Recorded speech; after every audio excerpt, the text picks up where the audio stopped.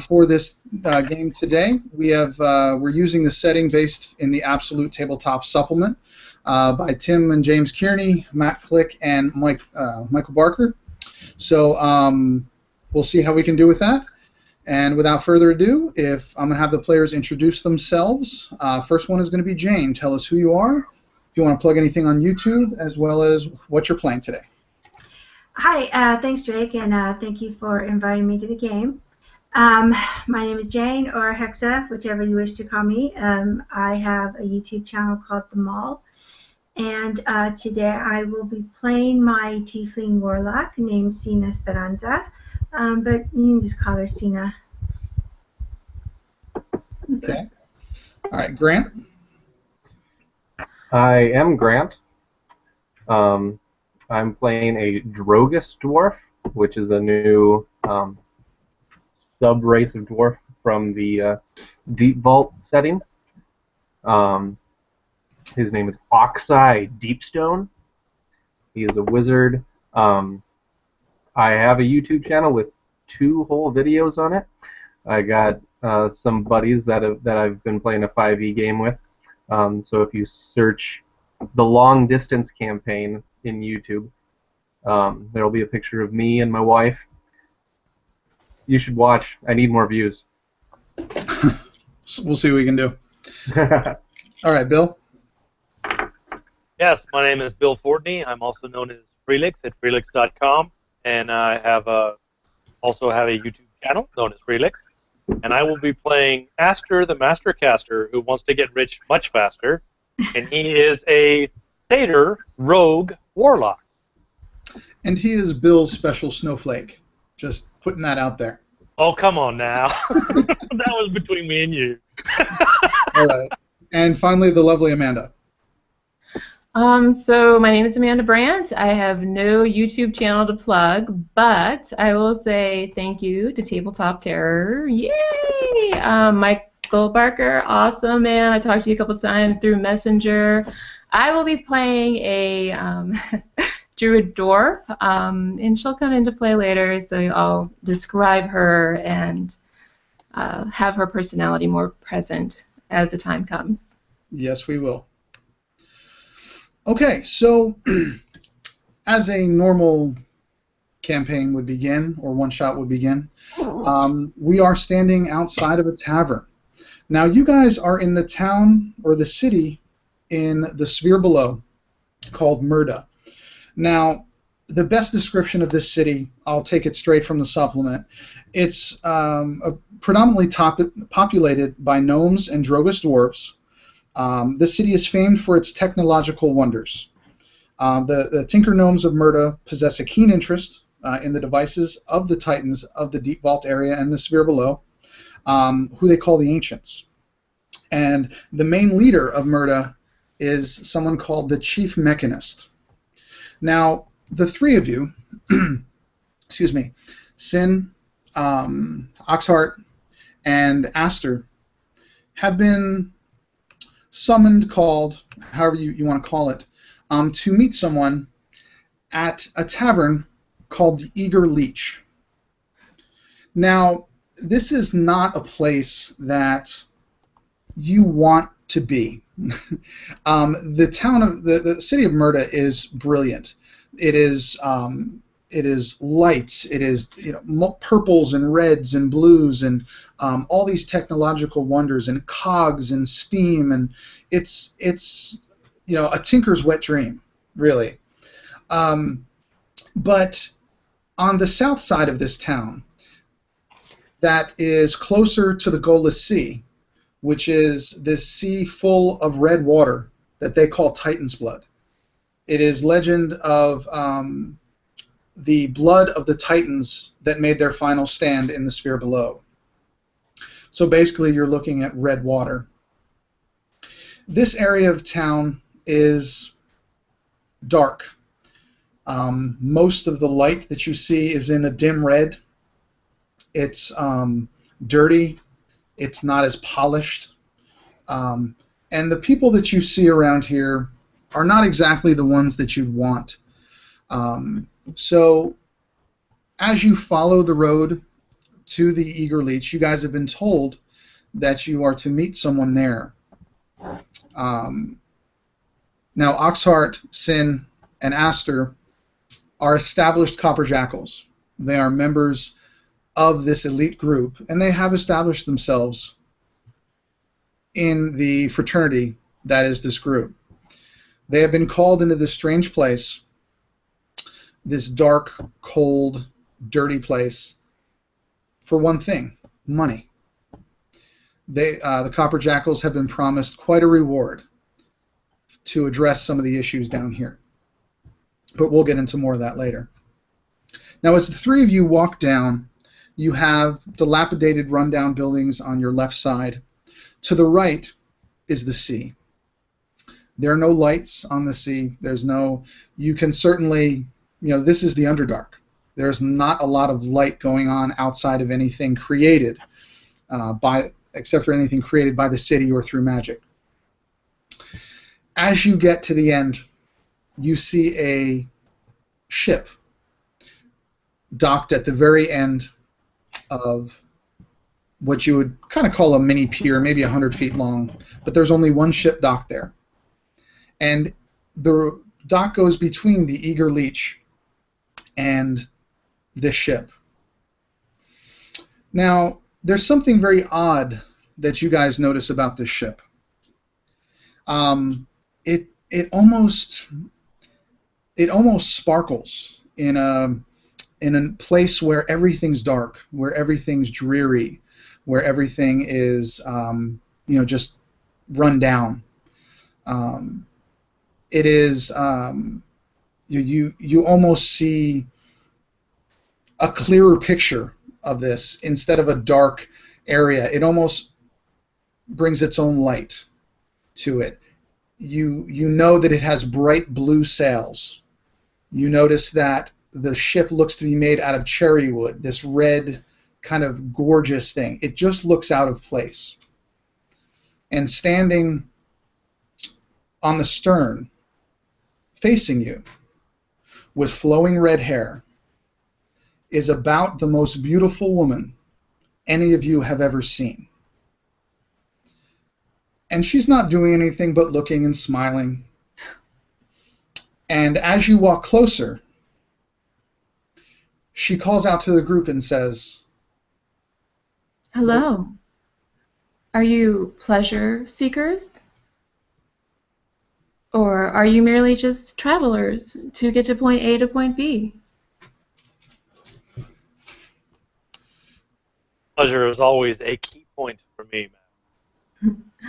Well, you're in luck. This is the Band of Tatas, and I am Madam Scarlet, Madam Captain Scarlet, Mighty Bottom. Sorry, I knew I was going to crack up. Okay,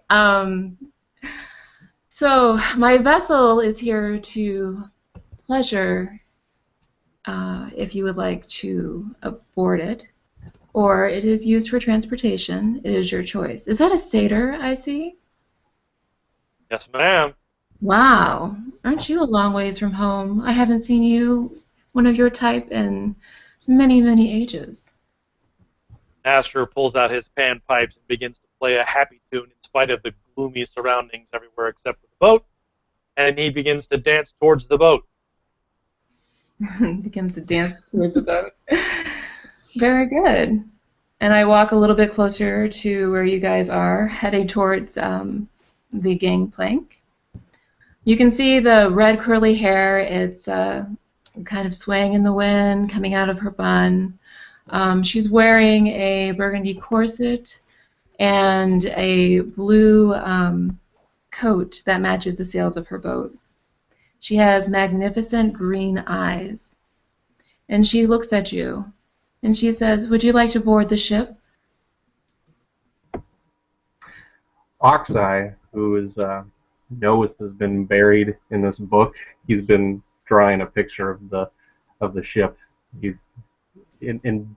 incurably curious about everything, and it was so out of place. He immediately grabbed one of the blank books and started scrawling on it. And the longer Scarlet kept talking, he just got further and further into that book because he needed to hide his embarrassed red cheeks. When she asks if he's going to board the boat, he just does a quick nod and yes.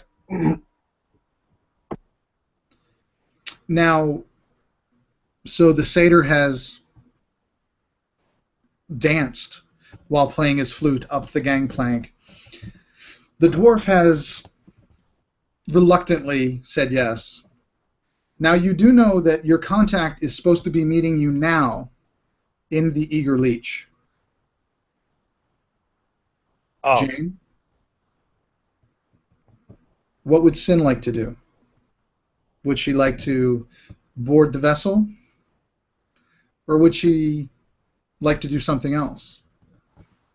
So you see this fairly tall woman with this, she's got royal purple robes on. The hood is up, and her hands are up, and just kind of like, you know, this, and her sleeves. And the ends of the sleeves and the bottom of the robe, and even the hood, it looks like this, this, you know, fire. You can tell it was made with this embroidery, and it's if you've seen the Hunger Games, Katniss's first dress, it's something similar to something like that, very swirly, very. It looks almost animated out of the corner of her eye. And she looks at what was Amanda's character's name again? Forgive me. Captain Madam Scarlet. Okay, Captain Madam. So she looks at Captain Madam Scarlet, and you know, just kind of you know, just narrows her eyes and looks at her two companions that have gone onto the ship. And I look back at the inn where we were called towards, and I yell back at the gentleman and say, you know, we are here for a mission. Now, I want to say this, just as a side note. My character kind of has like this, you know, very thick Latin accent. I do not want to butcher it. So picture it in your mind when I do that. So you know, we'll look at her you know, her fellow copperjackals and just say very very stoically and firmly, we are here for a mission. Grant, give me a wisdom roll, please. And unmute yourself, please. Just wisdom? Yeah, just straight wisdom. 13. You hear what Sin says, and you look back, and you know that what she's saying is true. You know that you really need to address this and do what you're here for. You were chosen as one of the people, or one of this group, by the Copperjackals, because you're the one who knows this area. This is where you're from. No one else is from here. You're the one who is supposed to be guiding them and keeping them safe. Someone like you who is so schooled in the arcane and has studied so much, not only about the sphere below, but about MIrda and about what's going on. So you know that you need to do this, but something in your chest, something in your gut tells you, I really want to go on that boat. What would he do? Hearing... Jane, what was your character's name again? Sin. Hearing what she said, I'm not going to. I'd look up from the book and notice that I'm a lot closer to Scarlet than I was anticipating being, and I would try to come up with some excuse. Excuse, madam, but we have a perhaps later. But of course, our pleasure rooms are open to anyone at any time. Just if you'd like to board the ship, just tell me your destination, and that'll be 5 gold pieces each. And of course, the pleasure rooms are additional. Okay. So At this point, we have no idea where Aster has gone. Aster has boarded the ship, has found the closest pleasure maiden he could find, or two, and has gone below. As Aster is a satyr, and everything about him is your stereotypical satyr, I believe that he will be indisposed for a little while. So, Sin and Oxai, you guys turn around, and you head into the Eager Leech. While you leave, Captain Scarlet gives you a nod and a lovely smile, and you walk towards the tavern. Now, the Eager Leech is a tavern that you've heard rumors about. Oxai has told you some of the stories, but you don't really quite remember. It's infamous for something, but for the life of you, you can't remember it. But judging from the outside of this place, it's probably something horrifying. From the outside, it looks dark, dirty, and crude. Metal and pillars of scrap make up most of the outer structure. There's not a lot of wood in the sphere below. There's a few windows, but it's impossible to see through them. You hear some whispers, but just a few coming from inside. As you enter the tavern, through the worn, creaky metal doors, it's rough from the rust that's on there. You're only welcomed by a few groans and a thick layer of smoke hanging from the ceiling. Now the bartender looks at you and begins coughing into a dirty napkin and makes no effort to acknowledge your presence, just goes back to what he was doing. This tavern is as dreary inside as it is outside. The only thing that illuminates it is lamps or valances on the walls, and it's a soft red glow. It's enough to see, but not well, at least with any detail. The walls are decorated with tools, devices, things just kind of thrown together haphazardly. Most are rusted, worn, or broken. You know, the tavern itself is almost completely abandoned. There's just a few people inside, mostly that you'd want to stay away from. Empty tables and fallen chairs litter the floor in front of you. No one seems to notice. Flipped over tables, broken chairs. In front of you, the bar runs the length of the wall. And as you walk in, you notice a very portly dwarf sits at the far right end of the bar. He isn't looking at you yet, his back there, but you can see him greedily drinking flagons of ale or whatever else is in this place. He's dressed a little bit too well to be in here. You know, his rings sparkle in the dim light. You can see that he has jewelry on. You know, as he hears the door creak again, he turns around and he adjusts his spectacles as he notices you. And as he adjusts his spectacles, a very concerned expression appears on his face.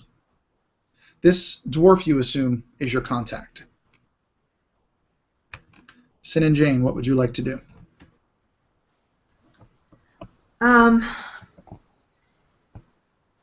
So would I know that he knows that we're coming? Yes, he is your contact. He is the one that you think you are supposed to meet here. All right, so she'll walk over towards him, and it almost, because her feet are hidden with this very long robe, it almost looks like she's gliding over towards him. And you know, if you were to look down, you would also see a little albino kitty, white kitty, following her around and just, you know, sticking, you know, kind of close to her, maybe, you know, rubbing his head up against her robes. But, you know, just definitely you can tell that this cat is following her and is with Sina. So she walks up to the dwarf and nods and says, you know, she's just very polite and says, hello. We hear that we are needed. You're needed, he says. Who are you? Are you them? Are you the ones who were supposed to be coming? Because if you're not them, I can't talk to you.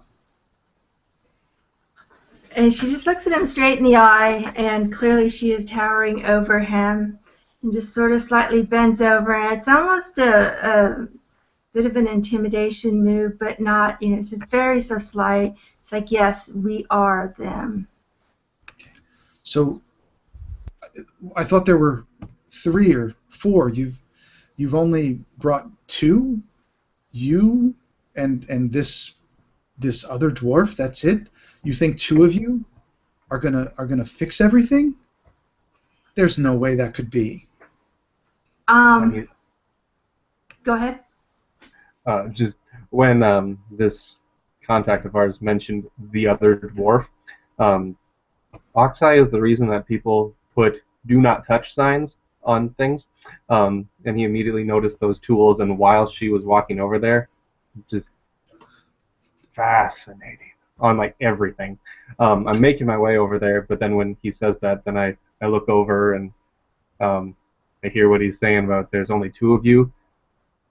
There's another one back there on the pleasure barge. And Cena will just kind of like says, yes, our third companion is slightly indisposed right now, so you can talk to us. And there's this urgency to her. It's like, let's get on with this. And she wants to know why the copper jackals are needed. He says, so you are the copper jackals? You are the ones that we sent for? He's asking you. Me, okay. So you'll see her move her arm out and just raise up one of her robes. You can see just all these tattoos, and he'd understand that they were probably runes or whatever on very reddish skin, and just kind of like a clawed hand almost would almost. If he's not used to seeing it, he'd be startled. If not, well, but you can see that there's scarring that is just definite from a time when she was minted, and from that situation. And she'll look down and she'll trace her finger, a very long black nail around on it, and then look back up at him and says, yes, I have earned this. Shall I show you how I got this? He looks rather frightened and says, no, that's fine. Let's please let's sit down. Let's all 3 of us sit down, and I can give you more information about why you're here. Would you like a drink? She'll smile and nod and just say, whatever you would like to offer me, that's fine. And she'll motion to, Oxide, Mm-hmm. and, just, like come over here and sit down. 2, please.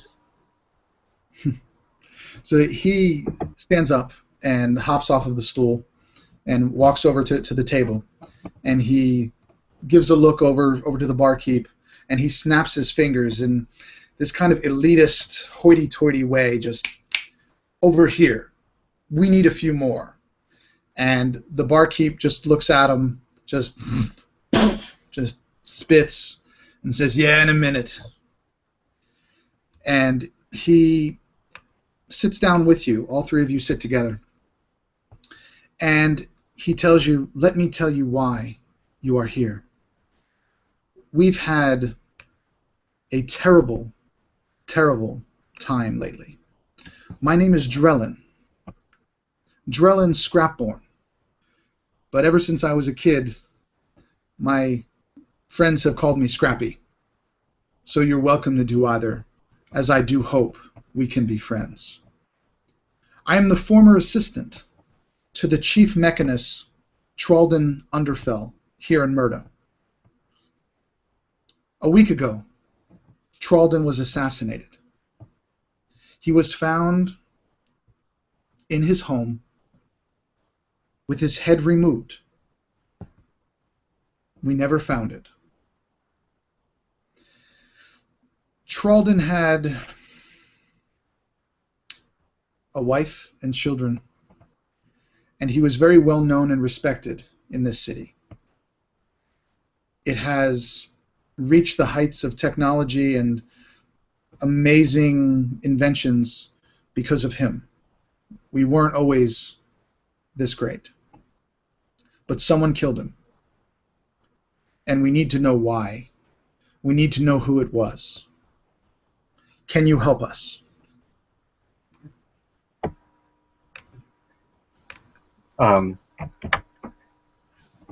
Wiping away the ale or whatever he had. Could we see the body? In a really creepy way. Could we see the body? He would say. Asked to see the body in a really creepy way.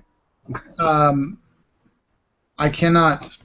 He looks at you kind of, again, kind of grossed out, and just, no, he's been dead a week. We have no way to stop him from rotting. He was thrown, he was cremated, and his ashes were spread in the Golis Sea, as is our tradition here. You cannot inspect the body, but I can tell you for certain his head was not there. Well, Cecina will actually look, and you'll notice that she never really picks up her drink. She just kind of sits there, and she'll look at Scrapborn, and she'll say, Scrappy. Just kind of like she's not very used to vernacular nicknames here. And say, so Scrappy, we at least need to see the scene of the crime. He nods, and he says, that's not the only issue that we've been having. You see, the Chief Mechanist, Underfell, has... That's not the only problem. We've had a lot of reports of strange things happening in and around this city lately. But for now, let us, maybe, I'll take you to where we found him. He is no longer there, but maybe you could find something. But before that, should we go get your friend? I suppose. Cena just nods and rather gravely, and she'll just stand up, and you could see her look down, and she'll, put down her finger, and the little kitty will rub his cheek against her, and she'll just stand up as if she's ready to go. Okay. And he stands up, and he kind of cleans himself and, throws a gold piece at the bartender. And as he walks out, he taps you on the shoulder, Sin, and he says, between you and I would look into the Blades of Mercy. That group, they're always up to no good. It's like, I'm not sure, I don't have proof, but I would look that way. It would make sense to me that they were involved somehow. And who are these people? The Blades of Mercy. You don't know the Blades of Mercy. Well, you're not from around here. And he looks over at Oxai, and he says, do you know of the Blades of Mercy? And with a kind of scared expression on his face, the Dark Elves. Yes, the Dark Elves. My Copperjackal madam, the Blades of Mercy are a guild of assassins and thieves. They've been responsible for more death and discord in this area lately than any other group. We know it's them, but we cannot prove it.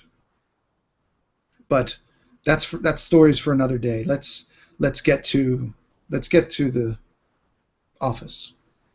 And as you get up, a man, a dark elf, kind of gingerly strolls over with a giant smile on his face. He's got leather armor on, black leather armor, bright white hair, and just smiling ear to ear.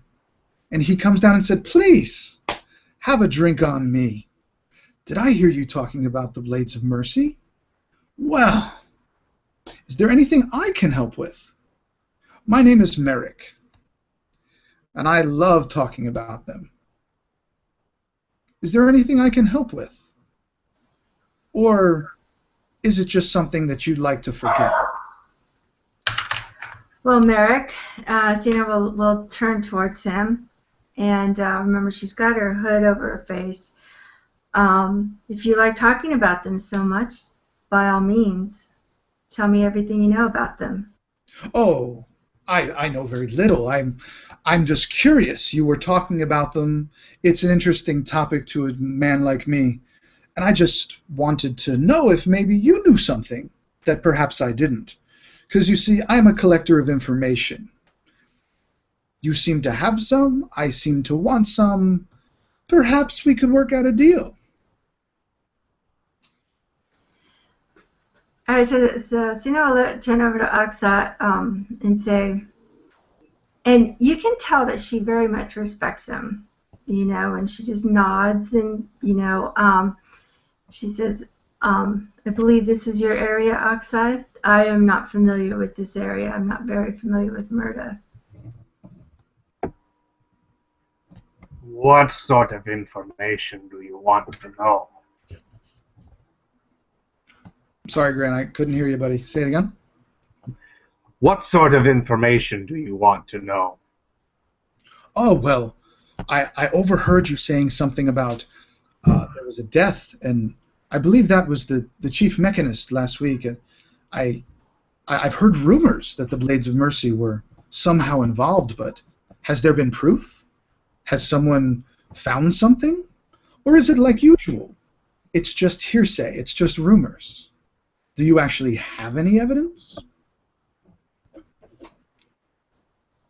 Swallowing really hard, he would say, We haven't found anything yet, elf. But your kin, I smell it all over. And he smiles big, and he puts a hand on Sin and a hand on Oxai, and he says, "You're right. They haven't found anything, nor will they. But I hope you enjoy your time. I hope you enjoy your time here in MIrda. And if I can do anything for you, by all means, come back to the Eager Leech. This is my favorite place, and I'm here quite a bit. And maybe, just maybe, if you have some more information, this conversation may go a little bit longer. But till then, my friends." And he just kind of pats you, turns around, and walks, and just jaunts away. As soon as he does that, you can tell that she just stiffens up. She certainly does not appreciate being touched. Okay. And all of a sudden, as you guys begin to turn and walk away, you hear something outside. You hear just a giant boom, and then another one, and then another one. And it's coming from the boat. What's going on the boat, Aster? Well, Aster has been availing himself of the lovely ladies and has had several of them, let's just say, playing with the satyr. And at an appropriate time, there are two eldritch blasts that fire up into the air and explode into brilliant flowers of fireworks and sprinkle gently down on top of the rest of the crowd. And you can hear pipes playing a very lovely melody. And how does Madam Captain Scarlet feel about the satyr casting spells on her ship? Well, if the satyr is on the pleasure deck, he would be 3 floors down, so she's a little pissed off that there are some holes in her ship. And I'm going to assume that Sin and Oxai are going to be heading over to the ship to grab their companion. Yes, as soon as Sin hears that, she looks at Oxai and nods and hurries out. And as soon as the very loud sounds, you can see the albino cat just arches back, and this fur is straight up and just hiss, unsure of what's going on, and follow her out. Okay. Grant? I'd grab that blank book that I drew the ship in. I'm gonna flip to the next page while following Sin out, and do my best to get a rendering of Merrick as well as I can remember. I want to remember his face. Now, as you guys approach the gangplank, Sin and Oxai, you hear Scarlet very angry and berating Aster for what he has just done to her ship. What in the 9 hells did you do to my ship?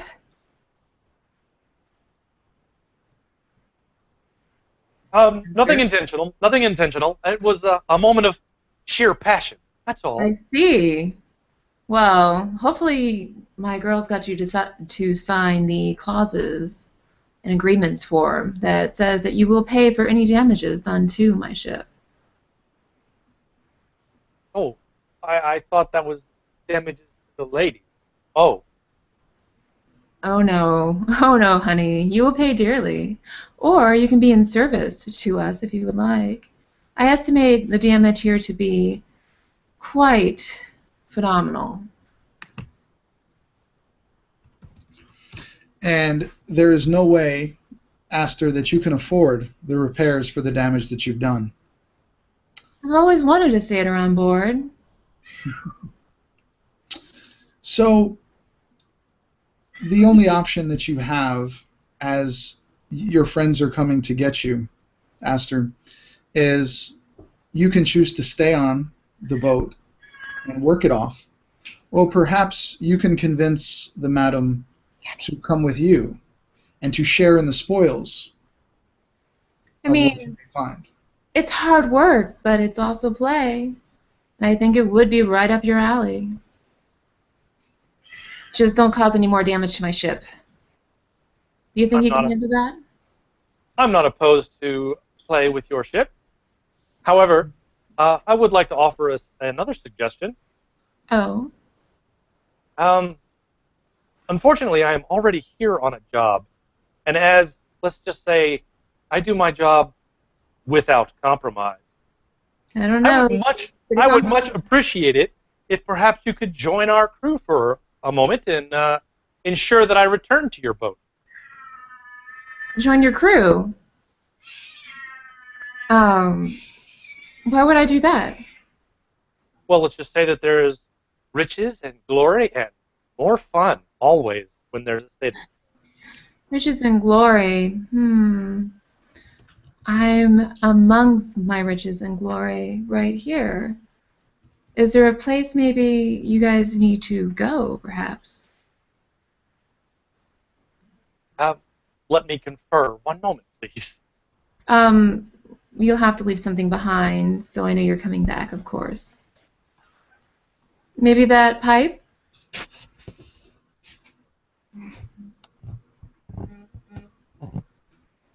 Well, I can always make another pipe, but I can't always make another familiar. You may hold on to my raven Jester. I will be back shortly. And she takes the raven, I guess? Well, if that's all he's going to offer it, you have a choice for... I'll take the raven. I'm sure it's saying nevermore. Nevermore! Okay, sorry. Quote the raven. Actually, the raven has a tendency to laugh maniacally. Ah, maniacal laughter. That's going to be helpful on a pleasure ship. That's just creepy, Bill. But so, okay, you guys do that, and the three of you follow Scrappy to where he just down the road a piece to where the main Mechanist Hall is. His office is in the top of this, and he says you may want to look here first. He was found in his home, but his office was also destroyed. It seems like the same day. So he walks you up, and there's books upon books and schematics and a desk and a chair, but everything is in shambles. There's really nothing. There's really nothing left. Somebody has torn through everything. And what's everybody's passive perception, please, if you could put it in chat? I was going to say that I'm going to take a look around, perhaps use investigation. What's passive perception again? It's like basically 10 plus your wisdom modifier plus your proficiency, I think. Okay. It's whatever your perception is plus 10. Yeah. Okay. So Grant, you notice that there seems to be a pile of papers on that main desk, and there's words that seem to keep coming up. Dimless, dwarves, missing, trance. Where is it going? You don't really know what, and you just, it seems odd because they seem like they've been written over and over again, like the same words, like they've been outlined, and these are kind of the words that jump out at you in this jumble, and you really don't know what they mean. And Scrappy comes over and says, "Is there anything I can help you with? Is there anything I can answer for you?"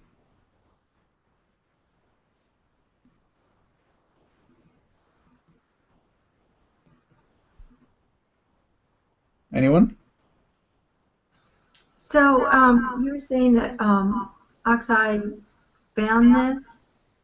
Yeah, he just notices it. He just notices the everything. I wouldn't see that then, right? No, no. Oxide would see it. You would notice the papers, and you would notice him kind of thumbing through them very, closely, and he's kind of staying in the same area. But you wouldn't really know what he knows. Just Oxide would know that. Okay. Well, I mean, I would like to look around to see if there were any sort of clues or anything odd that I could find. I'm not, I could do an investigation. I have a proficiency in that. I don't know if that would be all right. It's fine. Everybody, give me an investigation roll, please.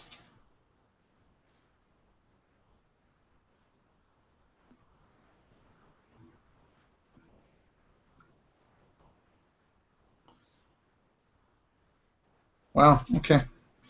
Getting those good rolls out in the beginning there, Grant. Again, the one thing that actually Aster and Oxide notice is there's a few pendants and a few bracelets and a few earrings and just different pieces of jewelry made of Titan copper. Now, Oxide knows what Titan copper is. Titan copper is the most precious substance in the sphere below. It is more important to the Svarfin gnomes and to the Drogas dwarves than almost anything else. And you see it beautifully done in pendants and bracelets, just displayed throughout. But beyond that, everything else is in shambles with books and papers and schematics everywhere. There's really nothing of consequence.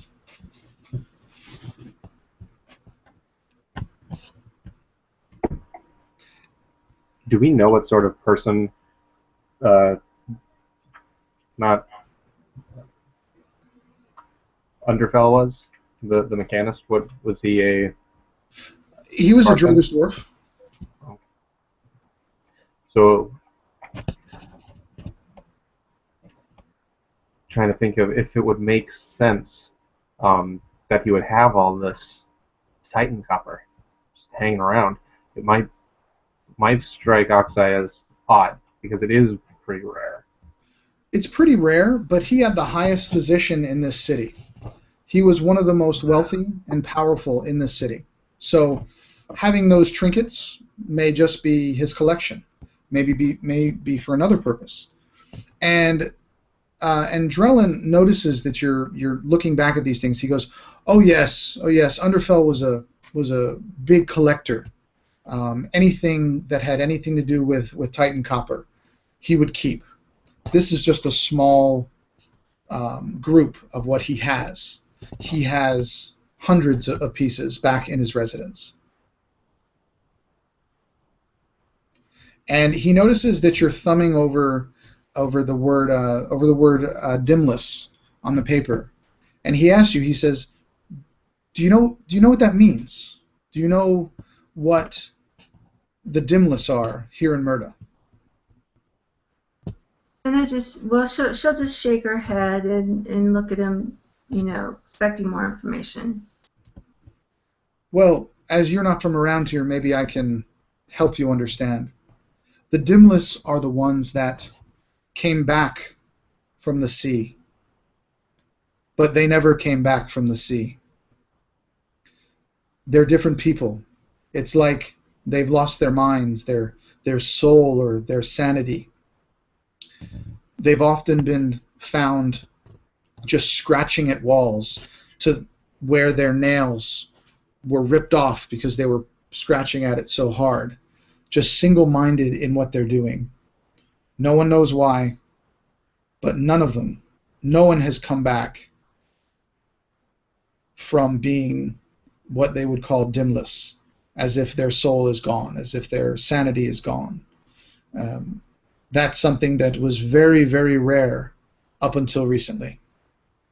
It coincided with the Golis Sea, the levels of the sea going down. I don't know what the connection is, but those happened at the same time, or began happening at the same time.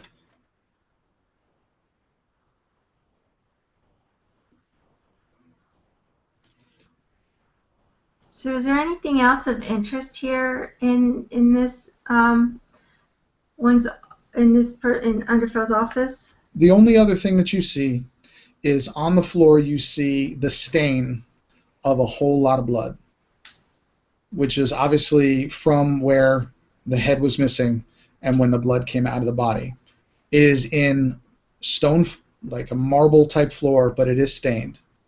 And it looks like it's tried to be scrubbed, but it's not coming out.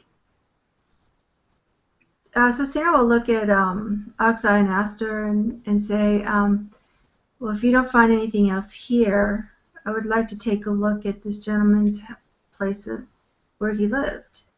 Okay. I have a question, Scrappy. You say that the body was found at his residence? Yes, the body was found at his... There's the rub. His body was found at the residence. There was another body here. What body is this? At this point, Zena's just kind of annoyed for having her time wasted. What body is this? Why did you bring us here if his body was found at his home? No one knows who it was. This body did not have a head either. But it's Was it also cremated? Yes, this body was cremated as well. As it said, it is our tradition. This is not something that I don't know if it's related or not. I'm just giving you information. I was told to give you everything that I knew. And I know that both of these bodies were found the same day. Did you see the other body? I did. It was the body of a gnome. Oh. Oxeye wipes his forehead, relieved. And then, if you've ever seen Dexter, he's going to do one of those moves where looking at the blood stain, seeing if there's anything on the wall, and kind of working in his head to try and judge the about size of the assailant. Of the what?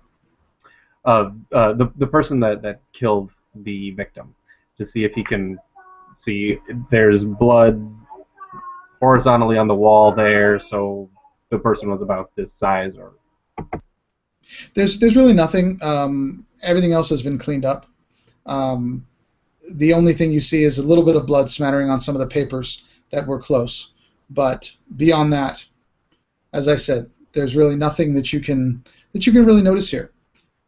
Just having the different pieces of Titan copper, having the blood stain, and having those words are all that you can really glean from this room. And To the resident. Good. So, Aksa, I have a question. Are you like looking at this paper? Because Sina would be kind of interested in taking a look at what you're looking at, see if she can discern anything.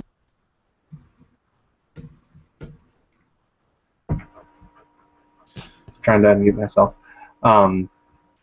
I would have probably even picked it up at some point, and read it, going a finger underneath all the words and stopping at the ones that are drawn over and bolded almost. And so yeah, you would have definitely been able to notice that I was doing that, so you could have read that. At this point, Scrappy's starting to get rather annoyed that you're just kind of staring at things and looking at things. You're not really asking him questions. So he said, "If you have nothing else, I'll take you to the residence. We need to get going quickly." And Sina will not. She'll actually just go ahead and start heading out for the door. She's also kind of annoyed. She wanted to just go where his body was found, the original, for Underfell's body. All right. Okay. Does everyone else want to go with him? Yes. Aster, as he's walking out, does make note of how many different ways in or out of this particular office there are. Okay. So you're going down the steps, and almost to the front entrance of this building, and running up to Scrappy is a young, almost looks like a messenger, and he's panting and he's out of breath. And he says, Sir, it happened again. It happened again. We lost another one. They're gone. They're all gone again. I don't know what to do. What should we do? And Scrappy just looks at him and he says, "This is not the first time that this has happened." And he looks at all of you and he says, "I'm sorry. This is something that I have to address. I'll be back." And he very quickly starts to walk away. So will we know that this was a situation where some came back as dimless or another body was found, or is this something else outside of what we're here to investigate? You can ask him. Yeah, so I'll say, wait a minute. What is this involving? Where are you going? It's the ships. The ships. They're not coming back like they're supposed to. It looks like there was another ship. The captain returned and 3 people returned, but they lost 50 people. Just walked off the ship. They walked into the sea. It's been happening, and we don't know why. That's one of the. We don't know if they're connected, but the Chief Mechanist had just launched an investigation into this just a few weeks ago, and now he's gone. I don't know if it's related. I don't know why, but something in that sea is taking the people. Something in that sea is keeping them. And there's no more ship traffic. Everyone's scared to come here. I don't know why. You may, maybe you could check that too. Maybe that's more pressing. But it's you guys are here to help. In whatever way you can help, that's what I need you to do. Cecina will look at Aster and Oxeye and say, "Shall one of us go and investigate with Scrappy here, and the rest of us go to his house, go to Underfell's house?" I'm sorry. Say that one more time. Cecina was just looking at her companions and asking, would anybody like to go to investigate what's going on with the ship with Scrappy, and the other one or two of us go over to Underfell's house? He says, "I'm sorry. We cannot go to the residence. If you'd like to speak, apparently the captain of the ship, the captain is there. He's over on the docks. It's the only ship there. There's another ship there, but that's one you don't need to go to. But he's the one that's left. He's the captain. You'll see him, but just go speak to him. I must go." And he basically turns, does not walk back, and just heads in the other direction.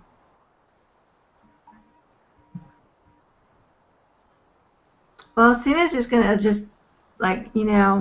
this and turn around and start walking towards the ship. Okay. You guys following Sin? Yeah, I would follow. You guys get down there, and it couldn't be. This other ship is docked next to Madame Scarlet's ship. You couldn't find two more different ships if you tried. This is dirty, old, dilapidated, rusted. It's just bad. It's banged up. It's obviously been around forever. And you guys can try to board the ship or say something, whatever you want to do, but you're standing at the gangplank to that other ship. Now, the madam can see you. She is standing on the bow of her ship, looking at you as you're standing in front of the other one. So, if you guys wanted to say anything, you can. You're muted. Hi, wave. Well, hello, adventurers. Did you change your mind? And now I have visual issues. Awesome. Now you're fine. Just keep talking. Camera. Why? And just as she says that, you guys hear like a noise, and you see all the lights in the city kind of dim slightly. Just flick. They don't really flicker, but they get really low for a moment, once or twice. And you guys kind of look around, and as you do that, you almost notice that ship, that pleasure ship, the visage of that and how beautiful it is almost flickers for just a second. You don't know why, but it almost flickers to something else, to look normal, almost not as beautiful. Even the captain flickers slightly. That maybe something's going on, but you don't know. But then everything lights up again, and you don't hear that noise anymore, and everything's fine. But everyone seems. You do see some people walking on the docks, and they really don't think anything of it. It almost seems normal to these people, but it did happen. Oxeye would just look at it and see it flickering. Fascinating. And with that, a man or a very large gnome, a very large Svarfin gnome, comes out from the other ship. And he said, "Hey, who are you? What are you doing? Why are you looking at my ship? I've been through enough today." We've been sent to help. Help? I don't need help. I'm one of the few people that made it back. Help the ones that didn't. I don't need your help. Xena will walk up to him and say, well, we need to know what happened in order to be able to help you. Or your lost crew, rather. He looks down and just shakes his head. Help me. I don't. They walked off the ship. They didn't jump. They didn't run. They just walked off the ship towards that island. I told them we shouldn't go that close. I told them. But it was almost like they were in a trance or something, and they just walked off the ship. The so what island is this? I'm sorry? What island is this? Oh. There is an island in the center of the sea. It goes by the name of Crux. It's not stationary. It moves. It's just basically a pile of floating scrap. We used it as a port, a place to rest, long ago. But for decades it's been abandoned. Bad stories and legends surround that place. Most of us, like me, who have been sailing the sea for 100 years, we stay away. Today my helmsman apparently didn't listen, and we got too close. And myself and my 2 children are all that remain. Everyone else is no longer here. They walked off of the boat into the water.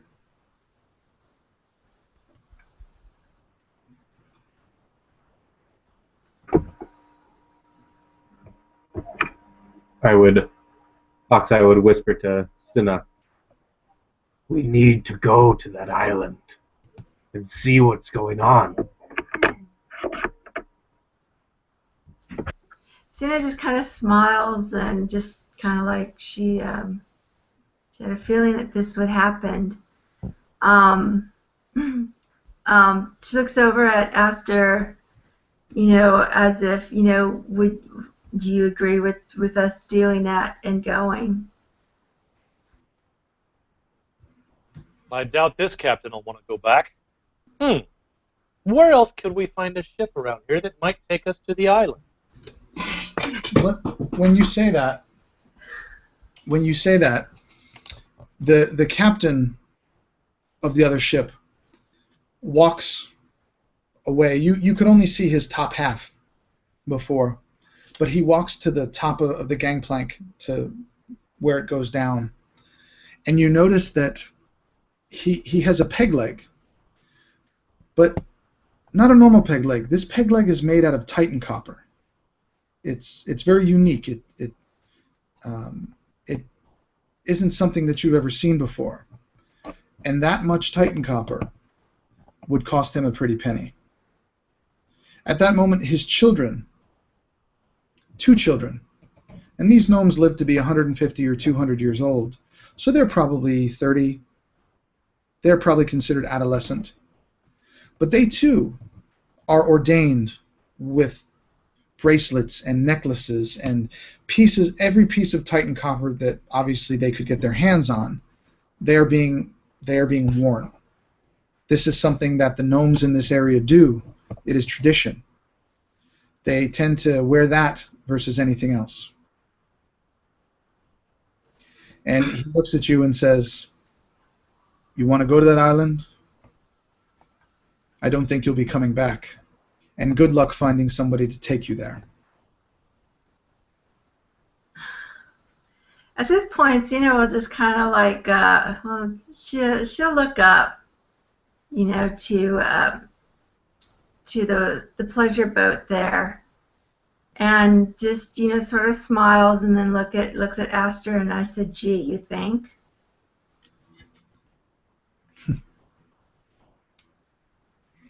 Well, I can ask.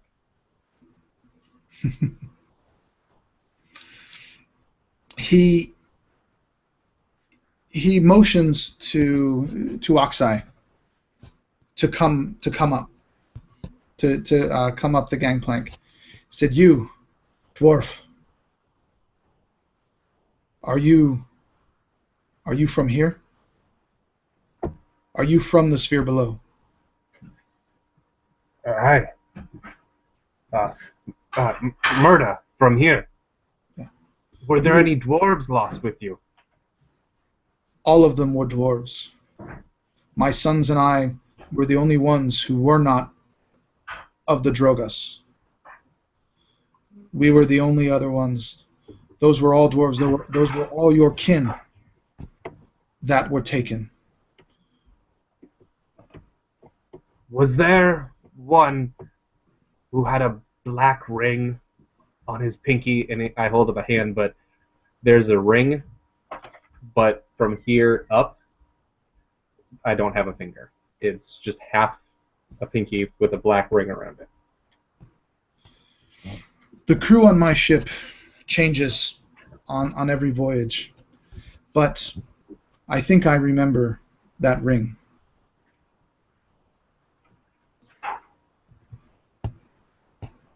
Who was it? Who wore that ring? My brother, Darrell. Darrell. Darrell was my helmsman. He's the one who was at the wheel that took us to Crux. He was the first one who left the boat. He was the first one who walked into the sea. He was your kin.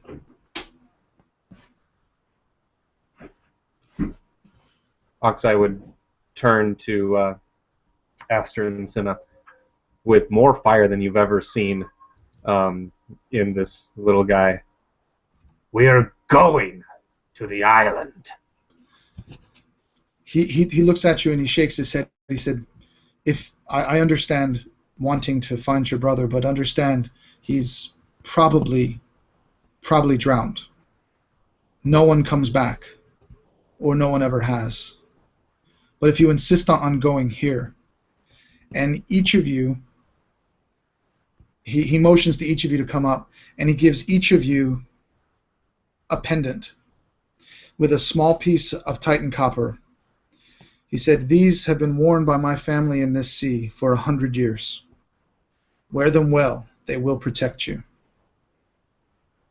Now get off my boat, and don't speak of this again."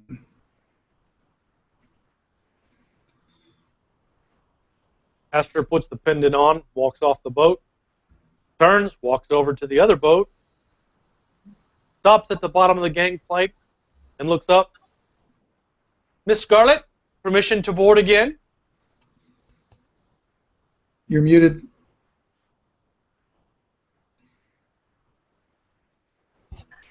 Absolutely. That will be 10 gold coins each.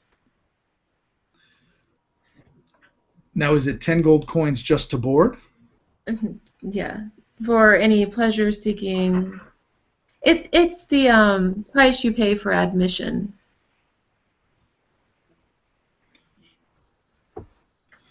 Okay. Do you guys want to ask her anything else, or tell her anything else, or just get on board? So Cena will actually just she'll take the pendant and go over to the other the other ship, and also Miss Scarlet permission to board, and you can tell that she already has her 10 gold pieces ready. And she bows at the waist and beckons you forward. And we'll go ahead and board, and right as she gets on the gangplank, she turns to look down and make sure her little albino kitty is following her, and hands Miss Scarlet the money. Okay. Well, what are we seeking today? Is it men, women, others, perhaps? Oh, As you're far as your asking? pleasure? Yes. Cena will just say, I doubt your crew could handle what I might want to have. I can most assure But you, now we're actually on a mission. Thank you. a mission.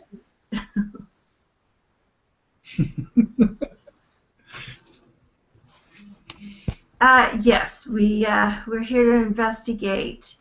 In fact, we actually need to go to an island called Crux. Do you think you can take us there? An island called Crux. An island called Crux. If I remember correctly, it was another team of adventure pleasure seekers that had taken one of my dinghies out. It was a little over a month ago, and we have yet to have it returned.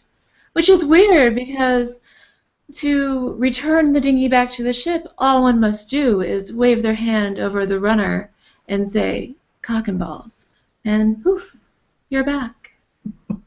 God. So, yes, I think I would be very interested in going there. Perhaps they neither had the balls to go ahead and wave that cock around. Oh, we're going downhill quickly. I don't know about this cock, because this cock bird thing over here is making a lot of squawking noises, and we'll just say it's never more. Turn and look at Oxide and say, "Are you coming?" I'm sure you're there, Mr. Sater. I am on the gangplank, searching my purse for another 10 gold.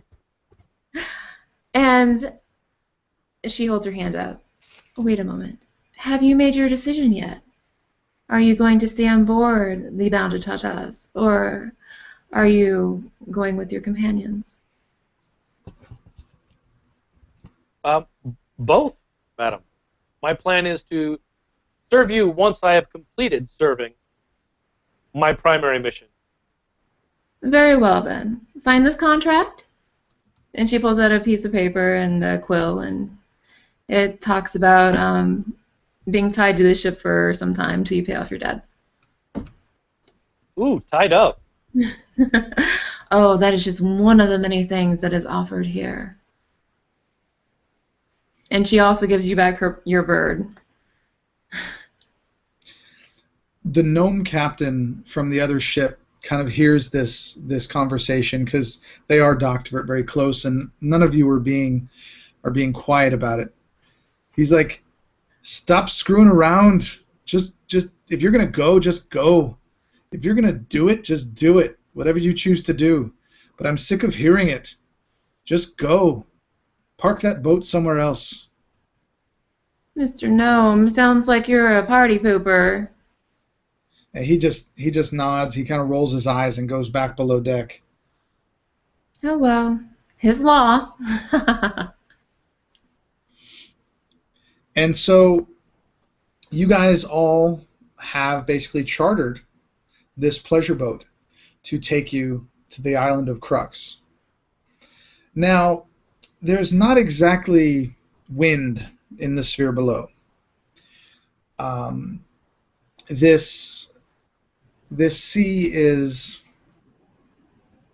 calm, and the water it's the color of blood. It's the best way that I can describe it, but it's eerily calm.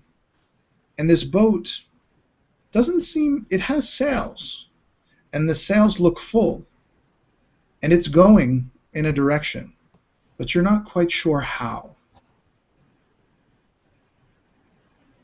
or even if you're going in the right direction. So in the brief time that you were on the ship, what would you guys like to do?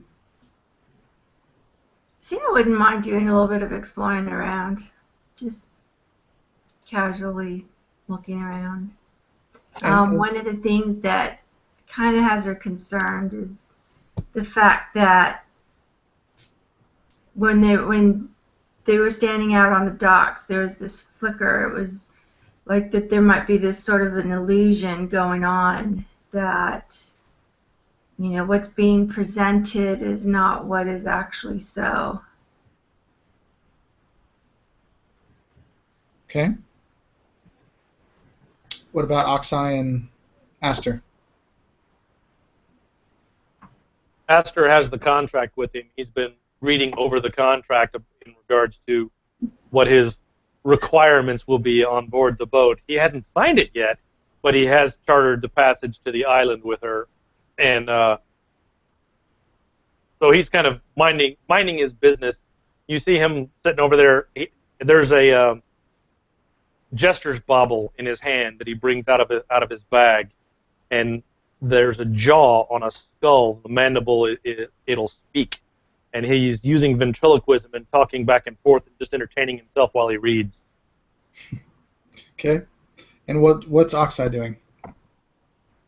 I would try and find Captain Madam Scarlet and do my best to apologize. Say, ma'am, when you and the others were talking, I am short and I was able to sneak past. I did not pay for my ticket on here, for I have nothing to give. Everybody However, something to give. What do you have in mind? A maiden so fair as you, would you allow me to draw a portrait? My portrait.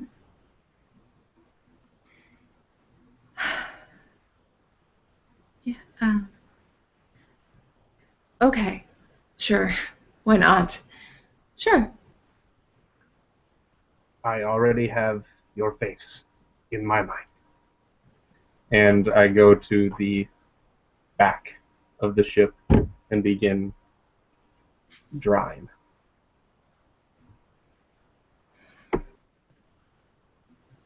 Okay. Now, as you guys have been going for a few hours, and as I said, Crux is not a stationary island. It's a floating mass of scrap, and it's quite large, several hundred yards across, and probably almost a mile long. And there's, you know, a lot. There used to be a lot to do there. There was even buildings and things like that were just kind of made out of heaps of scrap that people could rest. Even a few pleasure houses were there, as the madam may tell you. And as you're going, Oxeye is paying attention to the madam, but Aster looks up from his contract, and he notices something, because he's sitting on the bow, and he sees something dark bobbing in the water. And then he sees another object bobbing. And as you get closer and you keep going in the same direction, these dark objects in the water, they get more plentiful until they are right up to the boat, and you realize what they are. They're bodies.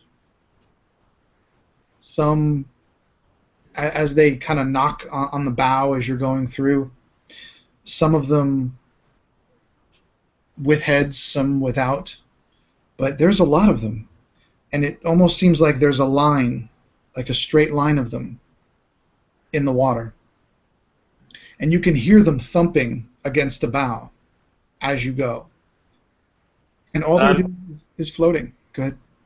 I'm the only one that has seen it so far? You're the only one who saw it, but everyone is now hearing the thumping on the boat.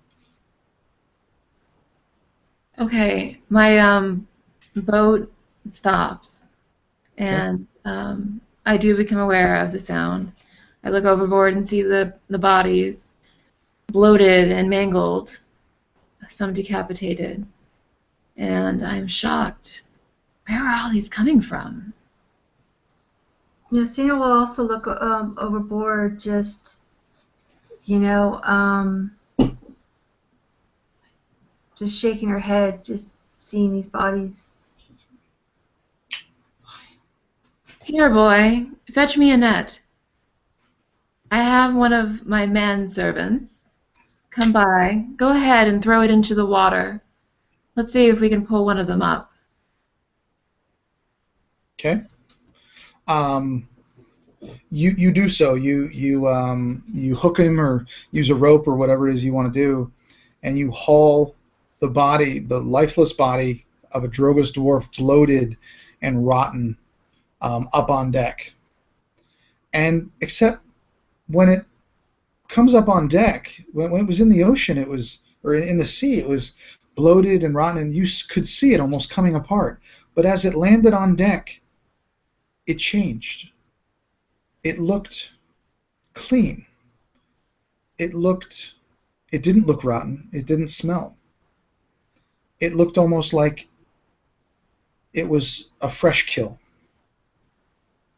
Very interesting. And can I do an investigation roll, or would anybody else like to? Yeah, everybody can do an investigation roll. Or Nice time! and an Arcana roll, please. Investigation or Arcana, whichever you want.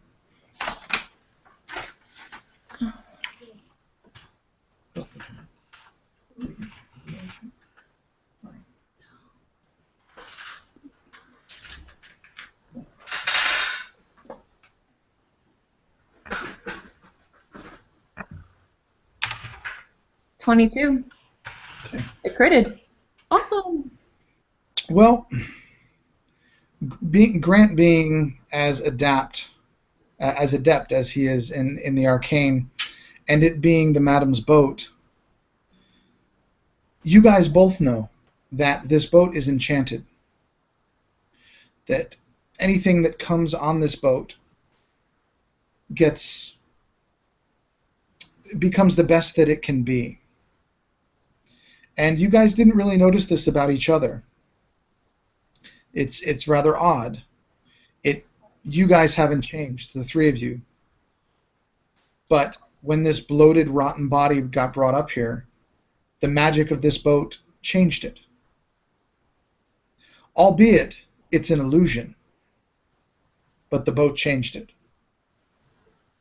Anyone familiar with the arcane and illusions knows this.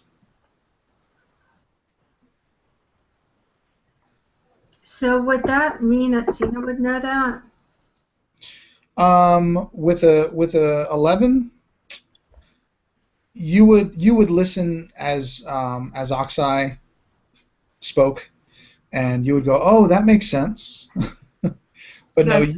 you wouldn't know that offhand, though. He's the only one of the three that would know that. When Aster hears that, he says, "Well, I didn't change because I'm already perfect."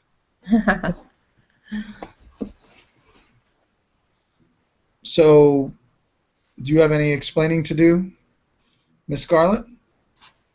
Well, of course it's an illusion. People don't normally want to see what they look like and who they are. This boat is designed to bring out your desires, your wishes. So, yes, there are enchantments and illusions placed all around my ship.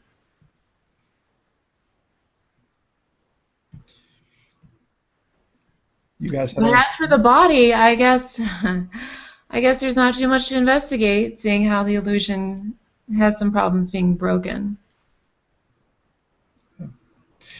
Just as you pull him up, or you get there, you notice he still has his head attached, but you notice and hear a cracking, something, and it sounds like it's coming from the body. And as you investigate it further, you watch the back of his head split,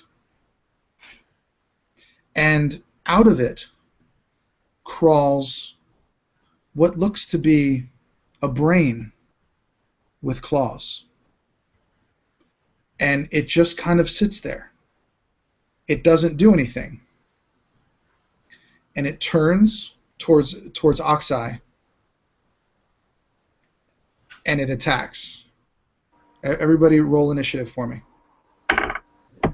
So so one of the things I wanted to point out was I'm sure my cat would probably hiss at it. Okay. I was in the middle of saying fascinating, which explains my initiative of 3. All right, and I need everybody's armor class, please.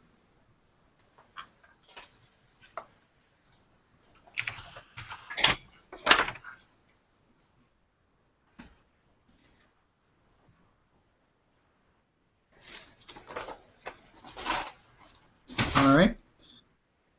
So Would we roll initiative for our familiars? That would be for Aster and myself. no, you can do it. The familiars can go with you. I'm not really worried about the damage of your cat.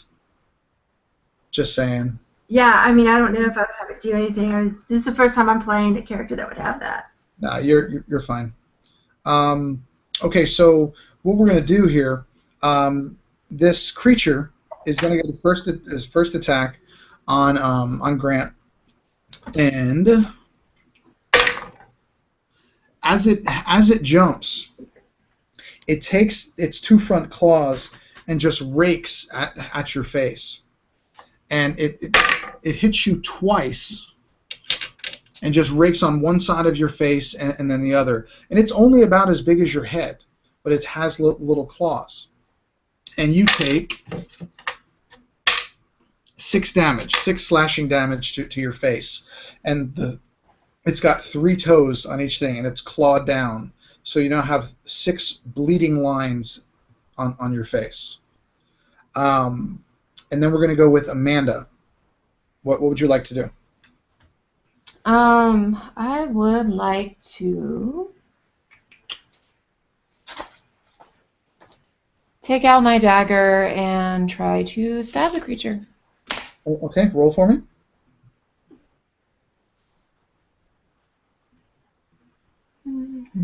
And I get a...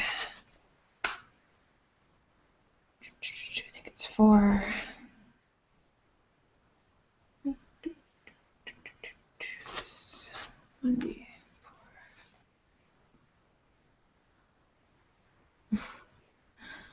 And I completely missed it. What'd you roll? A 4. Okay, so you go down, and as you go down to stab this thing, because that's where it was when you initially saw it. As you go down to stab is when it jumped up and it went to attack Oxeye. So you completely miss it, and the dagger winds up stabbing the dead body square in the back. We're gonna go. Let's see. We'll go with Bill. You're next. Aster has his bauble out, and it's his spellcasting focus, so he will use it to cast a Eldritch Blast at the creature. Okay, roll for me. 13 with bonuses. Hits. Roll damage for me.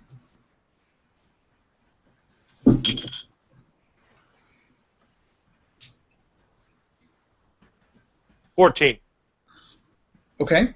Now, do you have any of the incantations that have the 10-foot pushback with Eldritch Blast? I do not. My evocation is Agonizing Blast, which gives me my bonus to attack and damage, but it does not blast me back. Oh, okay. So you hit this thing, and it just flops to the ground. It's not dead, but it's still moving. Next is going to be Oxeye. What does Oxeye want to do? Is it still hanging on me? No. It just jumped up and kind of raked your face. It's about 5 feet away from you on the deck right now. It's a little too close for comfort. And so rather than booking it, he's going to try and reach out with both of his hands and try and get a hold of it and attempt to cast Shocking Grasp. Okay. Roll for me. 17 to hit. Okay, that hits. Give me some damage.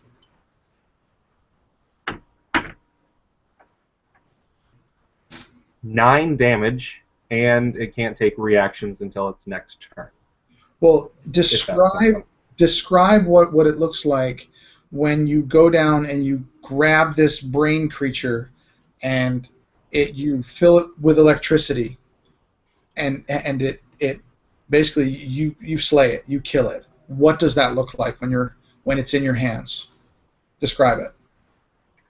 I don't know if this actually happens when you use defibrillators, but on all the doctor shows, it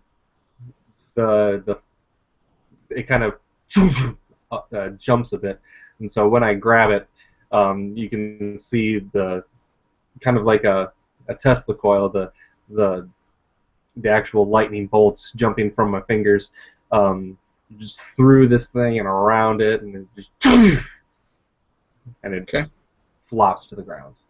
So it flops to the ground, and you can see steam coming off of it. It's basically what you would call its back, and it's got its four legs up, just basically like this, just dead, and it's steaming from the inside. It is dead, and the body that was pulled up remains lifeless. It does have the dagger in it that the madam has put in there. What would you guys like to do with it? I kick it back off the boat, and as I do, I go to the edge of the boat to make sure that none of the other bodies that we bumped in have cast any little crawly brains out on the sides of our boat. As you look down, you don't see dead bodies, because as this was going on, you see more dwarves, gnomes, drow, just a kind of a hodgepodge of creatures climbing up the side of the boat, all with blank stares, their eyes black, just trying to climbing on top of each other, clawing and just trying to get onto deck. There's probably 15 of them at this point. Since the boat stopped, they were able to grab hold. Aster shouts, "We're being boarded!" And he fires 2 more Eldritch Blasts off to knock something close by off back into the water. Okay. Roll for me, Bill. You're on mute, Amanda. Oh wait, no, you're not. Well, we just can't hear you. Did you break it again? Bill? I rolled a natural 12 plus 6, so that's an 18 to hit. Okay.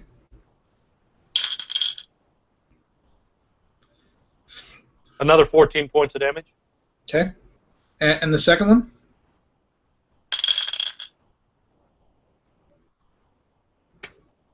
Critical fail. Rolled a 1. The first one, you stand on the edge of the boat, very cocky, and you push this Eldritch Blast, and the one that was the highest gets hit square in the chest, and it just knocks him down. It knocks him back into the water. After that, you got a little cocky, and you maybe tried to show off a little bit for the madam. And when you cast another Eldritch Blast, instead of hitting the zombie creature, you put another hole square in the deck of the ship, and it went completely through the deck you're on and out the side.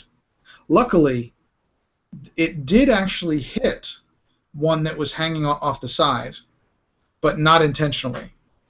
But now the boat is taking on water. we're going to be going to Cinna. You're on the... Yeah. So as she sees this, this brain, flop out with these feet and, go running to attack one of her compatriots, and,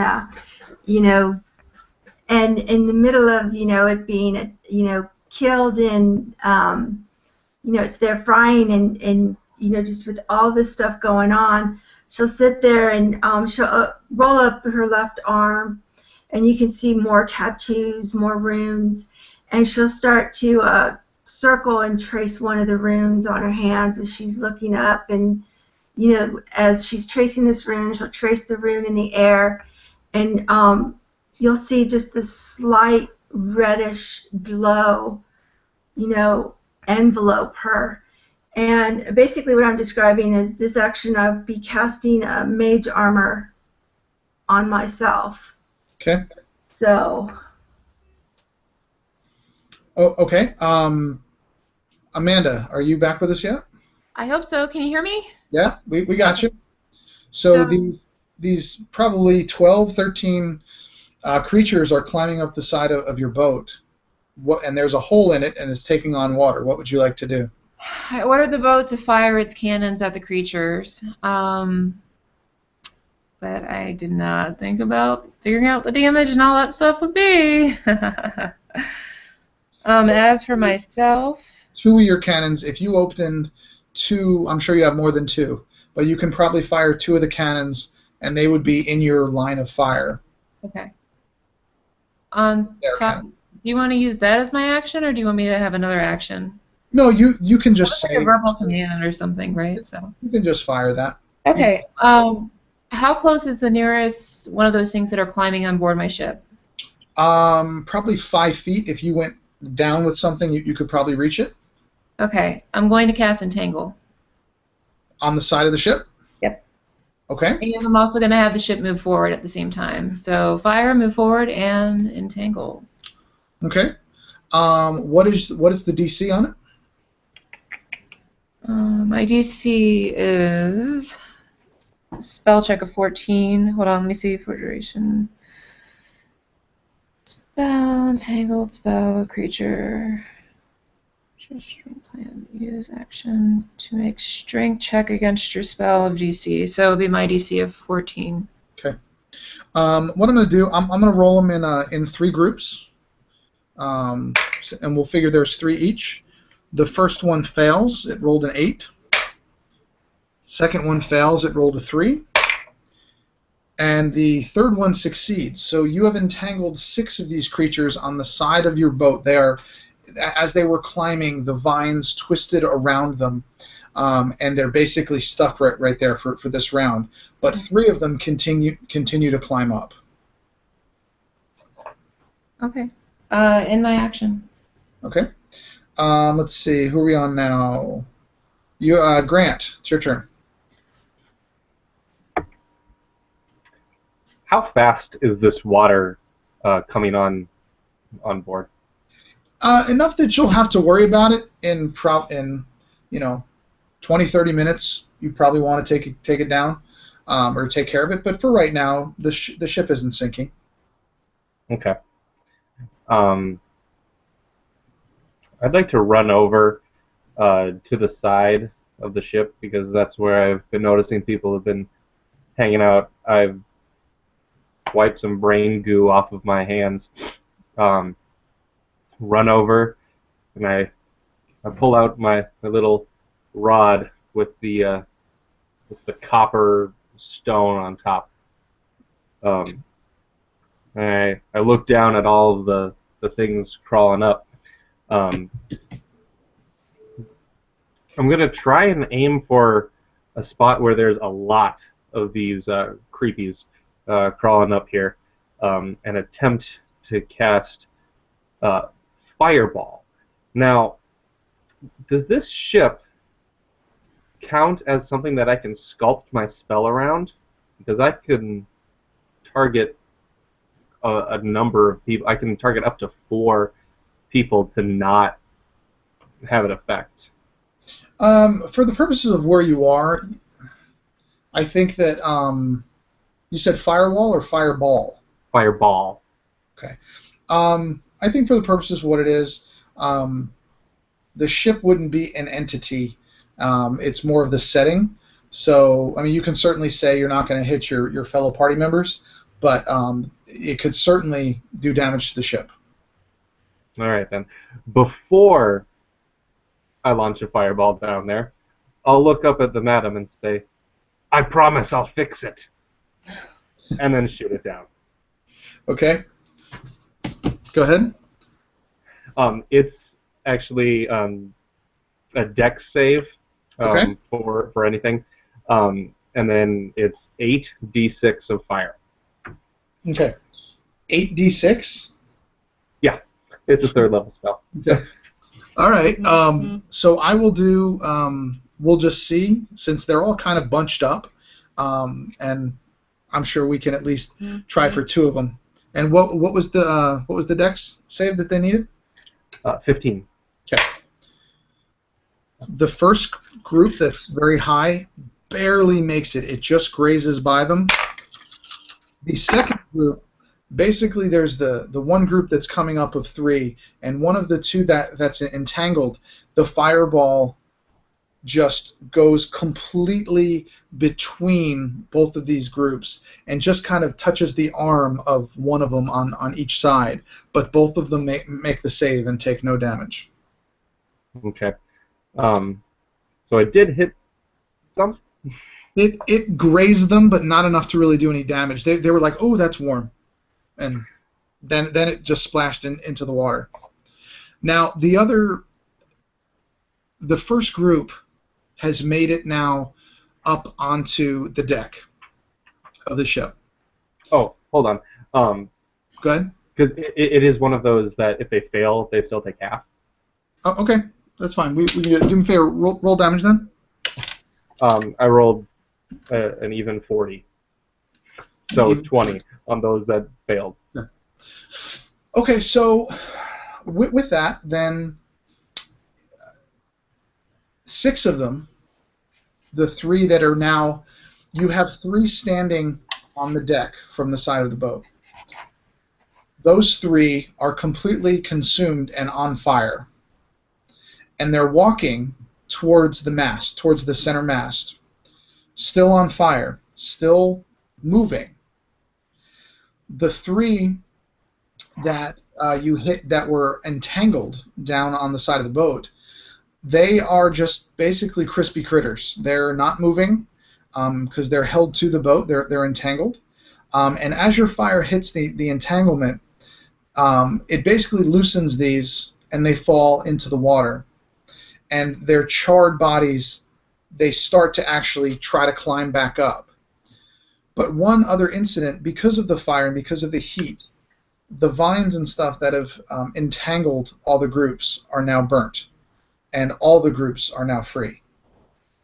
There's 1 on deck, 1 still stuck to the side, and 1 group coming back up that are 3 crispy critters. The 1 on deck is still on fire. Okay. Now, luckily, you didn't ignite the ship, but as I said, those are going there. So, Bill, we have 1 more for you, and then it'll be their turn. All right. I will.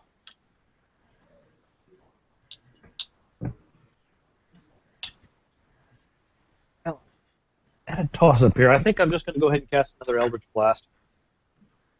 Okay. At which group?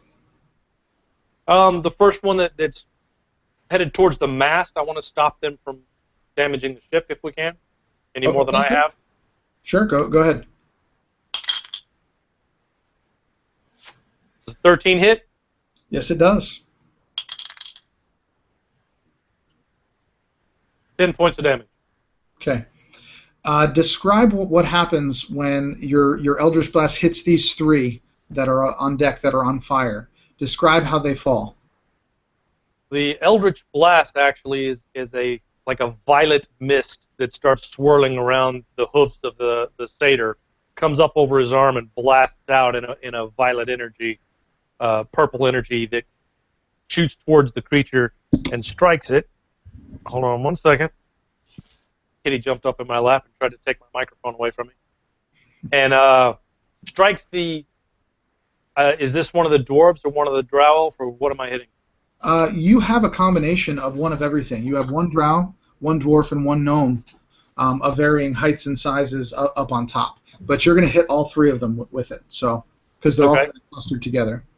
Then it hits the primary one in the chest, striking him backwards towards the railing, and the other two are just kind of taken aback with him as the energies from the blast swirls around the two of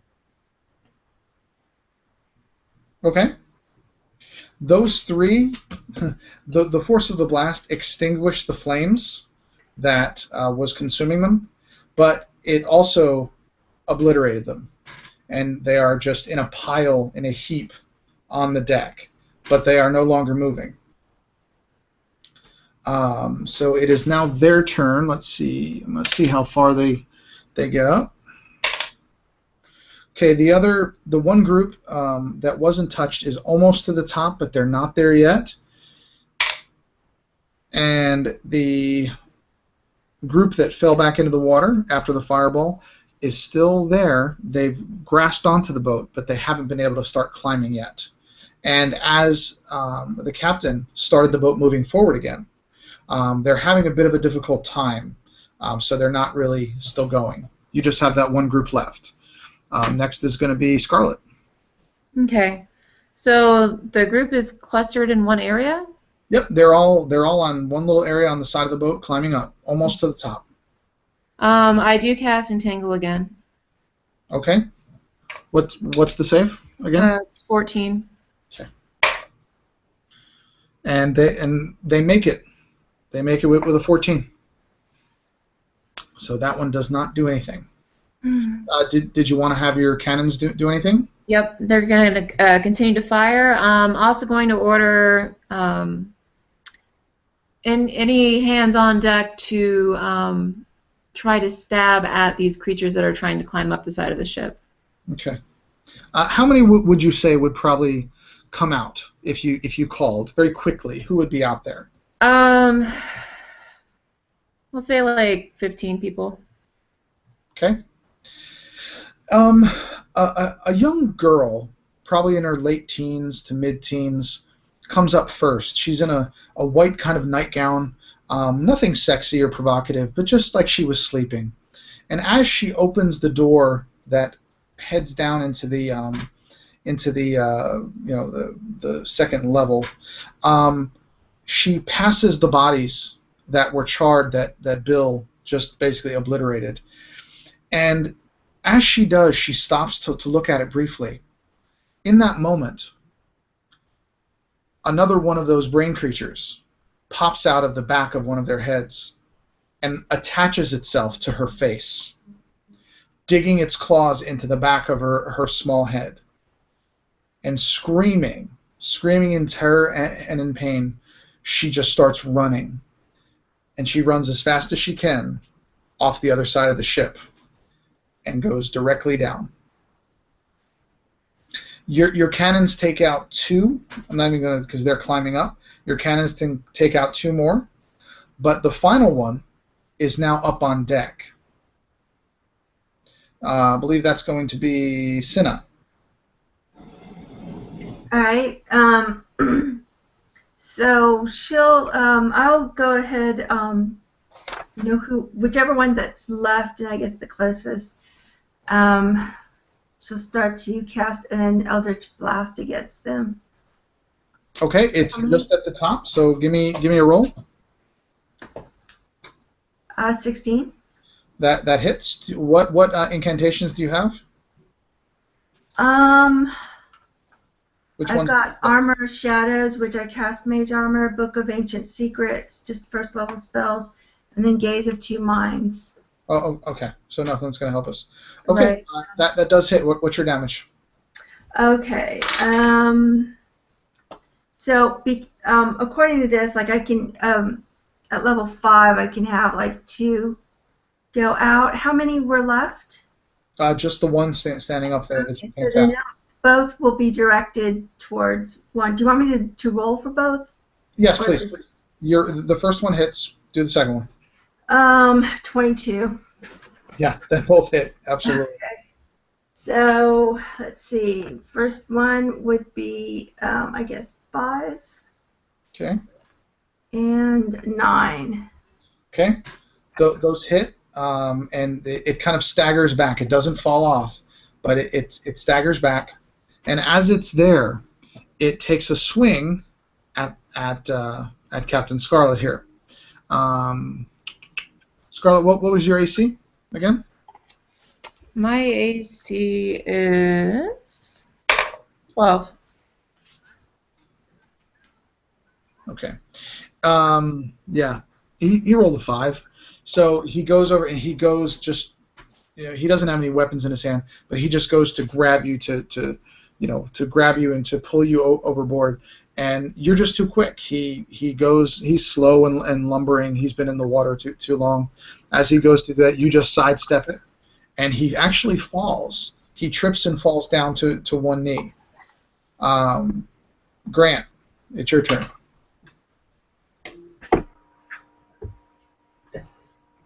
So that guy's still kicking. Yeah, that guy's still kicking. All right. Where is Oxeye in relation to? Is this guy between him and the hole in the ship, or? Yeah, he's you would kind of be standing right by the center mast of the ship with 2 open areas on each side that go out to the sea, and you're probably 10 feet away, and he's on the edge. Figure the boat's about 20 feet wide. All right.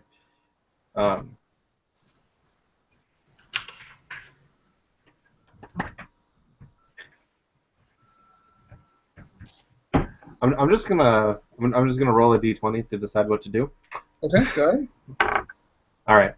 Yeah, I rolled low, so I'm gonna do the dumb thing. And remembering his promise to fix the ship, I'm going to I'm gonna head towards the hole in the ship where the water is coming through. Okay. And try and grab hold of the guy, do another shocking grasp on my way. Oh, okay. So you want to do that now? Grant, you would have to go down below deck in order to. You would have to basically jump through the hole in the top, and go below deck to the next level. Actually, next 2 levels in order to get to where that hole is. Okay. I know that it's there, and so I'm a fixer and a maker. Okay.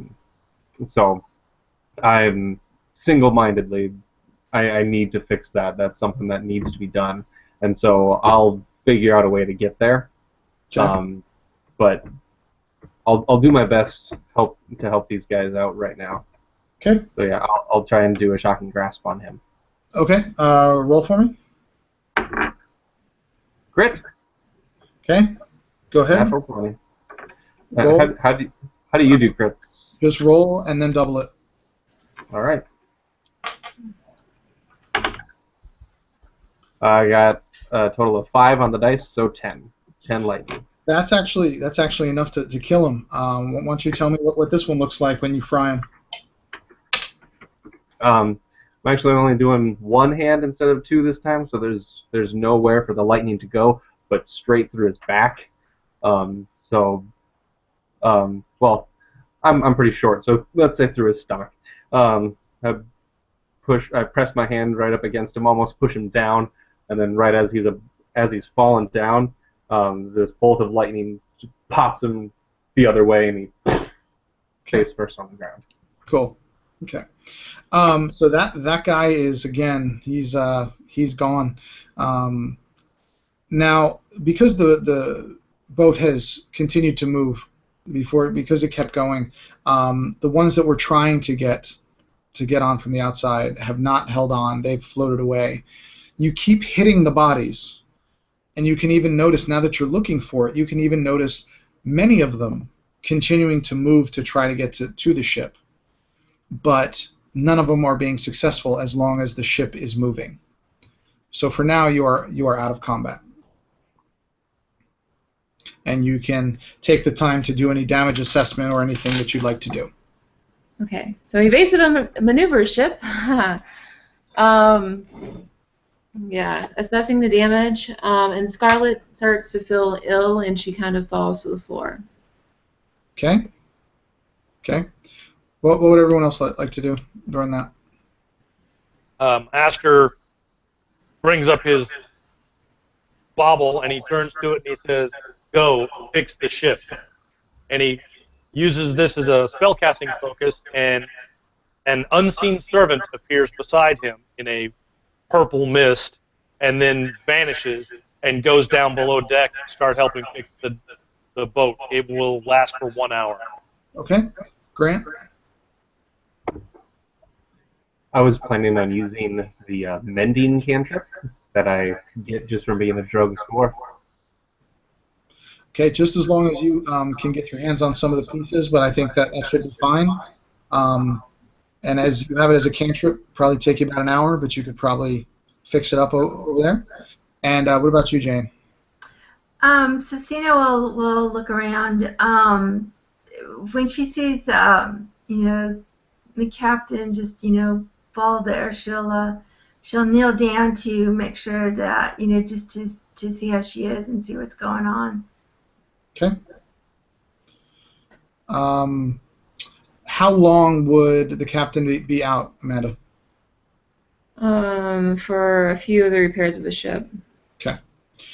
On that, so the unseen servant and the dwarf are going to be repairing the ship. The captain is passed out with Cinna over there looking over her on the deck. The deckhands and everything, that extra people that came up, have now pushed the heaps of dead bodies and filth off of the deck, and they are washing it. And on that note, we're going to take a 5-minute break because Jane has to pee. And so Yes. we've actually been here about 2 hours. It was a little bit slow getting on the ship. I apologize for that, guys. But yeah, let's take a quick break, maybe 3 to 5 minutes, if that's cool. And we'll go from there. All right? All right, guys. I'll be back.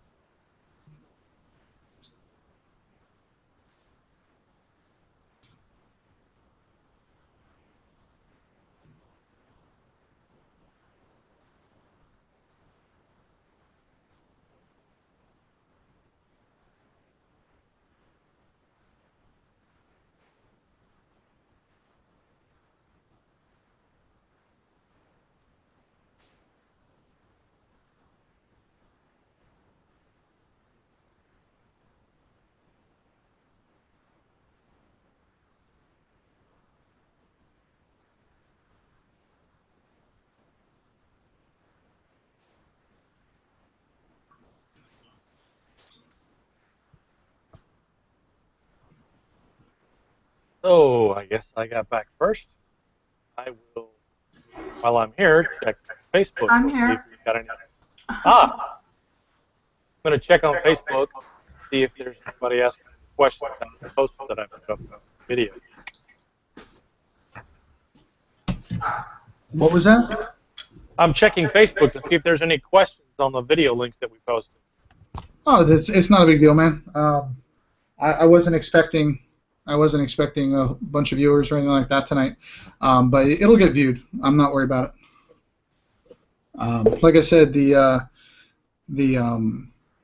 beginning part went about twice as long as I expected, so you know, it is what it is. A bunch of new players and stuff like that with me, so we'll see how that goes. Oh, look, my drink. Thank you, honey. This is my wife, by the way. Hi. Hi. Hi. Hi, wife. Thank you, I honey. saw you come in earlier. Yeah, she was just coming home from work, so had to say hi. So, Jane, do you feel better? Yes, thank you. Okay. I've had like 3 of these, so I kind of needed it too. I was just waiting for a moment. And we've got a Rudy's up here in Dallas. Yeah, I know. I used to live in Fort Worth, so I lived there for 7 years. Come on. So, I fixed it. Barbara, are you back? What? I was not Barbara. I mean Amanda, not Barbara. What am I thinking? Yeah, trying to fix my camera. Sorry. Yeah, how many cameras is that now? 3? Yeah, I switched between 3, a T3i and a 6D, and the camera that's on my laptop. Just saying. My $120 Chromebook does fine. Just perks of having photography equipment, I guess. all right. You guys all live down south, right? Or southern states? Jane, Bill, and myself. Bill and I are both in the Houston area. I'm actually from New Jersey, but I live in Houston. Jane's from Dallas, and I think Amanda's in Florida. Yep, Florida. Okay. By the mouse. Southern California, and I live up here in Dallas. So, and I have family in San Antonio. So, Focusing. Yeah, We have snow today, so where are you? North Dakota. Oh, okay. So My I boyfriend considering moving up there. well, I mean, that's something you could do. We weren't sure where to. It's having lived in multiple states, guys. I will tell you that the barbecue in Texas is amazing. Mm-hmm. The company, not so much. Hey. Shut up, Bill. Listen, in New Jersey, real quick, where I'm from, I could drive 45 minutes and be in 4 different states. Where I live in Houston, I drive 45 minutes. I'm not out of the county yet. Uh-huh. What are you doing? An hour to drive from Fort Worth to Dallas to where I live. Amanda, Amanda, what are you doing with your hand? Trying to focus. It's on autofocus because, you know. So Anyway. I'm trying to get it to focus. It's just kind of creepy. Sorry. Anyway, all right, are we all set? I'm ready to go. All right. So, you guys, whoever's not have me on mute, please mute me. Thank you, Jane. You guys have been on the ship for a few hours. The combination of the Unseen Servant and the Dwarf cantrips with Mending have pretty well taken 95% of the damage away. Some of the boards you couldn't mend because you couldn't find them. They had fallen into the ocean. But everything below the water level you have found, and you're good with that. As the ship begins to be repaired, and as it's operable now, so too is the captain. So she slowly comes to up on deck with Cinna. And what would the captain say here? You're muted. Cucumber, poor cucumber. Okay. That was the name of the little girl that fell overboard. Oh, okay. Cucumber. Mm-hmm. Okay. Thanks, guys, for reacting to that one for me. I appreciate it. Looking at you, Jane. Cinna's probably close to a face palm, but she's just trying to be really reserved right now. When she looks at Captain Scarlet and asks, so how are you feeling? Are you all right?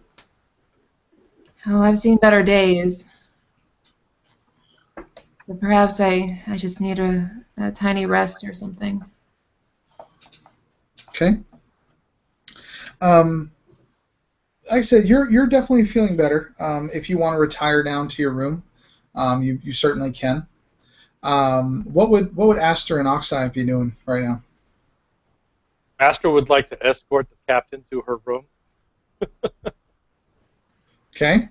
The captain wouldn't really be up for any shenanigans at this point, but if you would like to be the gentlemanly escort, you're more than welcome. Would the captain go with him? The captain would go with him. She traces her hands upon the banners of her ship. The ship has Celtic knots and swirls upon it.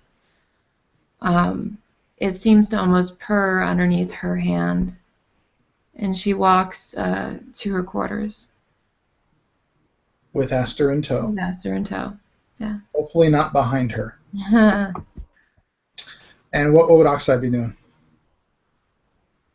Kind of like I'm doing right now, nervously stroking his beard, and as she walks, he might tug on Scarlet's robes, and say, we did the best we could down there. It's operational, and he hands her a folded up piece of paper. And she I finished your picture. Thank you. And she doesn't look at it, but she does hold it in her hand. Thank you.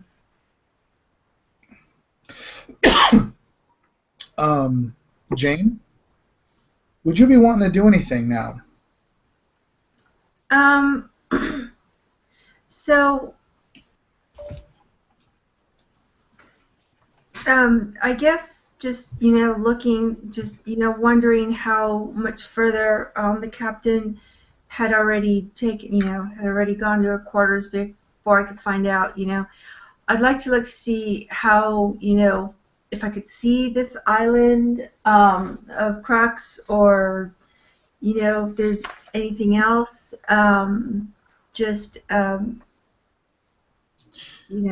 Well, I know that the boat is under, it's enchanted, so I'm not sure what it is that I could see of it.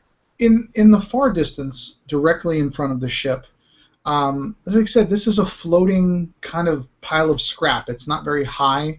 You're not going to see a huge pile on the horizon or anything like that, but off in the distance you do notice that you do see something coming up. But again, it's a dark place.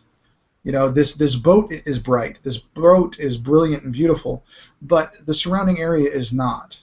So you think you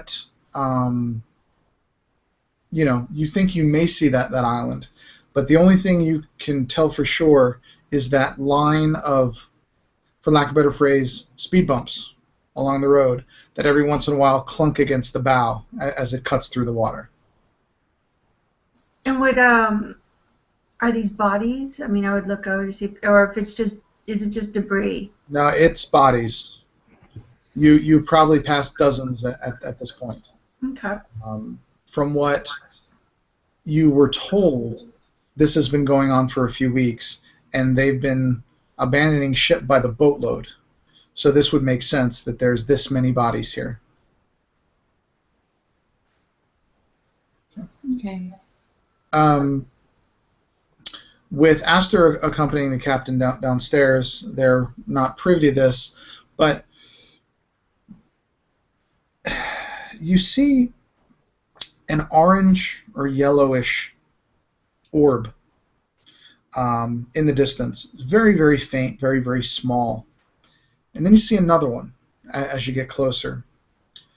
And they're looks like they're kind of going back and forth, like almost dueling. Like one goes at the other one, and then another one comes, and every once in a while you'll see a shot of light, like a spark, but on a brighter thing.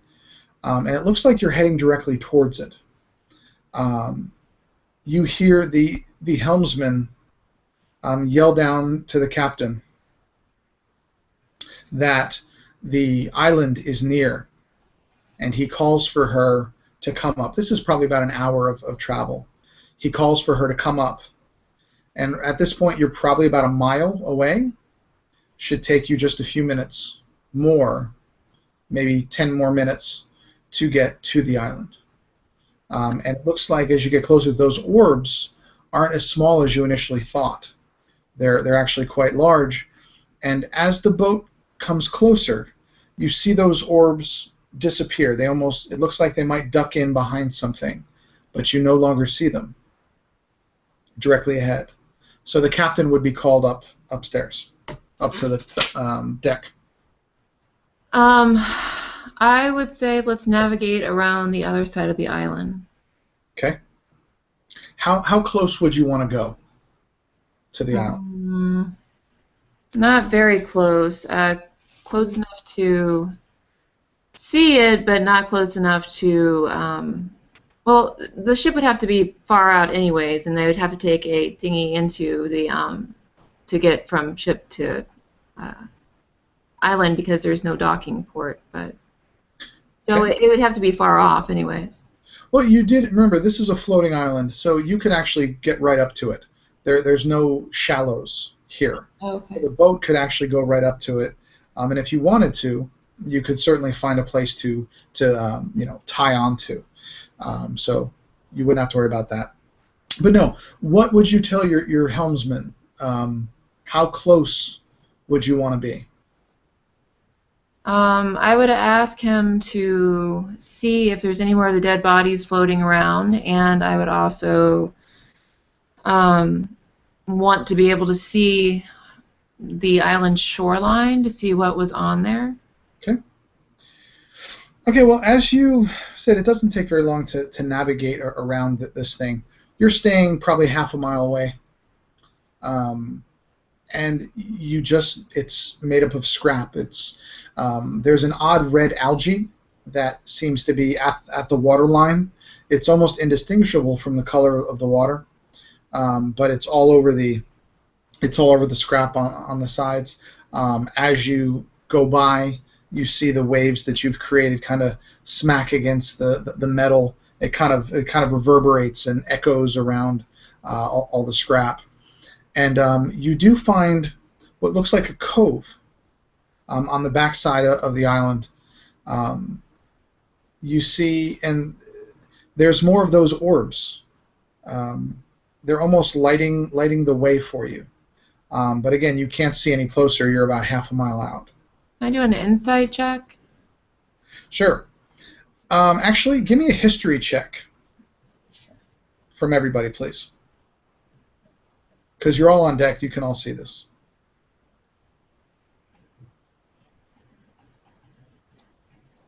You don't have to type it. No. I rolled a 1. Got an 18. Okay. Jane looks at everybody and says, aliens. Obviously. These are aliens. And of course, everyone rolls their eyes at her as she goes, and she's fully convinced that they're aliens. But the captain has heard stories and kind of maritime legends of lights, of a pair of lights in different colors, different places. But some have said that if you follow them, it will bring you to wealth and riches beyond your wildest imagination. Other legends say you follow them to your doom. I can imagine quite a bit. The captain has been all over this world. Her ship has taken her all over, so she's familiar with the stories of a lot of areas. she knows what she's heard, but she's never actually seen them herself. Hmm. They could be amazing, or they could be treacherous. Who knows? Okay. All I do know is that they're shooting back and forth, and there's lots of dead bodies in the water, so they could be the origin. What do you guys think? I think a closer inspection may be warranted. So all your dinghies work the same? All of my dinghies are operational, yes, and they do work the same. Do you want to board one of the dinghies? Yeah, I think we should probably move to the island and closer inspect the glowing orbs. Okay. Where would you like to park the boat? About how far off of shore? 5 miles, I guess. You want to row a dinghy 5 miles? It's an enchanted dinghy. It rows itself. Okay. Okay. That's fine. You'll take the dinghy. Now, does the dinghy have a name? No, it's just like a little U-boat. It's a little dinghy. And the four of you. Never mind. I'm not going to say it. Leave it. I did come up with a name, though. Leave it there. The four of you get in there. Would you be taking anyone from your ship with you? No, everybody can stay on board. Okay. I'd hate to have another cucumber incident. So why don't you describe to me how you get in this dinghy and kind of what happens with it? Okay. So it's hanging off the side of the ship with ropes and pulleys. Scarlet beckons them to lower it into the water. She places her hand over the rotor, whatever that thing is called, waves her hand around it and says, something creative, guys, help me out. No, come on. If Cock and Balls brings it back, gotta get something. You kind of came up with that one yourself. I'm gonna say. Full staff. Spurt my dinghy. Spurt away. There you go. Oh, come on, dinghy. Come There on. we go. Okay. So, God, we need to do a whole story about this ship in general. Okay, so you guys are on your way. Really, you're continuing going pretty quick. It is an enchanted dinghy, so it is letting you go. You do see to the left, probably about 50 feet away, a bunch of those bodies. Again, some decapitated, some not. Some even look like they might still be moving and coming towards you. Of course, the dinghy's moving. They're not going to catch you. But as you get about maybe 200 feet from shore, you guys get... That's funny, Bill. You guys get this very weird sensation. This very kind of overwhelming just fear. Something is there that you should be afraid of. I need Scarlet to roll me a wisdom check, please. Okay, and that would be.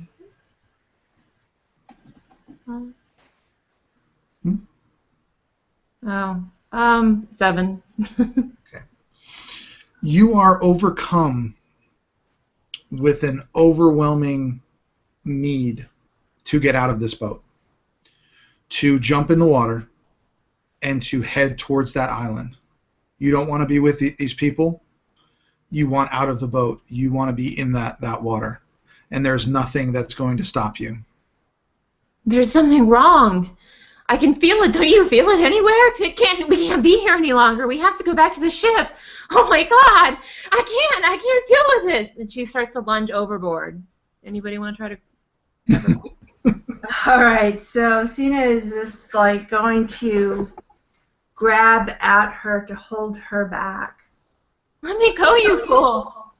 No, I can't. Emma, please! Don't you feel it? It's all around us. We have to go. And so she'll scramble to, hold her back if she has to. Okay. I'll Okay. grab her too. Okay. Cinna and Scarlet, give me opposing strength rolls, please.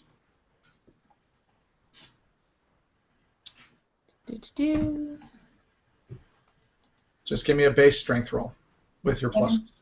17. Jane? 7. Okay. 7. Jane, you don't hold her worth a shit. She wiggles out of you like my 4-year-old wiggles out of me, my arms when I'm trying to hold her. And she dives headfirst into that water and begins to swim towards the island. The boat stops. She's no longer in it. The boat stops. You also notice when she's in the water, but you're not sure because the water's red, that her hair doesn't seem quite so brilliant. She doesn't look quite so beautiful. You're not sure because you're just caught up in that moment and it's dark, but you're about 100 feet, 200 feet from the shore, and she is swimming as fast as she can towards that shore. What would you like to do? I am watching it happen. Just too stunned to say anything and just go, wow. Sina will try and repeat the captain's words to get the dinghy going, to get it to go after her. Okay. Give me an Arcana check, Jane. Your dice seem 14.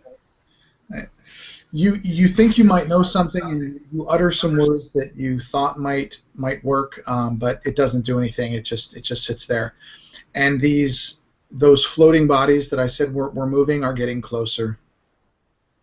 You probably have another round or two before they get to your boat. Do we see anything in the boat that we could use as an oar? Yes, there's 2 oars. The oars actually move by themselves, but there are oars in there. So, in very urgently, Aster, Oxide, grab an oar and let's go. So she'll sit down next to one of them and, starts to, I don't know what the word says when they row, but... Stroke? Yeah, starts to stroke. Kind of appropriate for the evening. Stroke. Stroke. Stroke. Stroke. Oh, not so fast. Oh, now row the boat.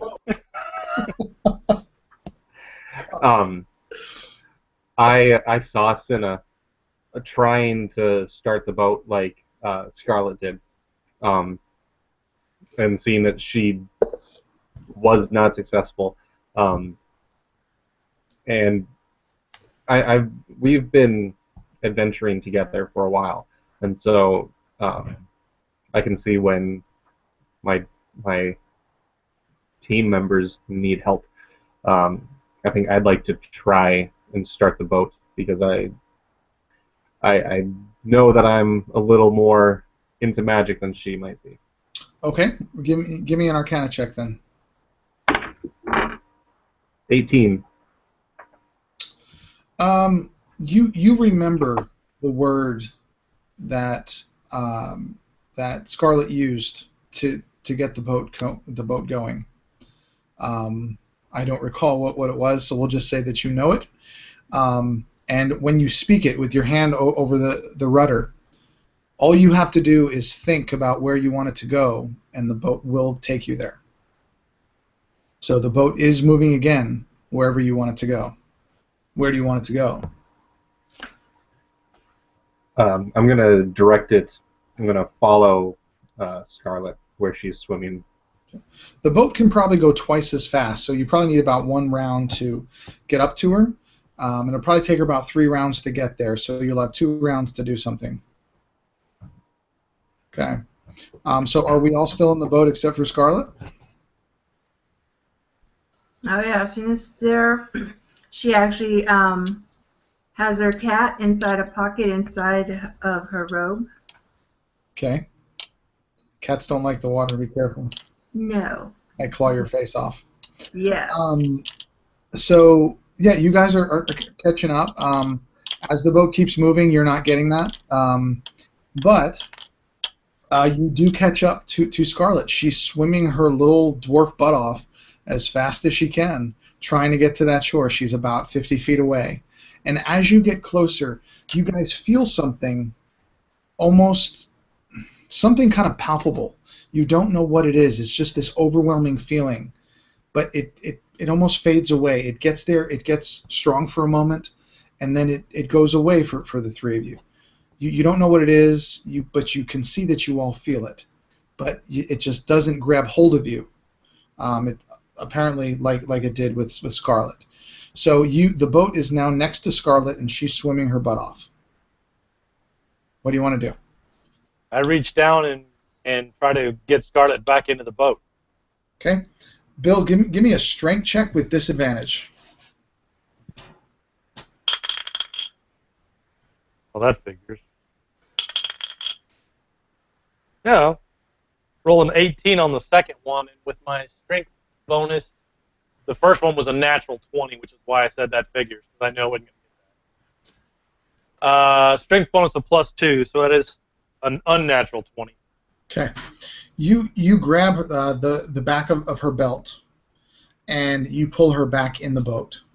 Now she's fighting you the same way. Scarlet, I need a strength roll from you, please.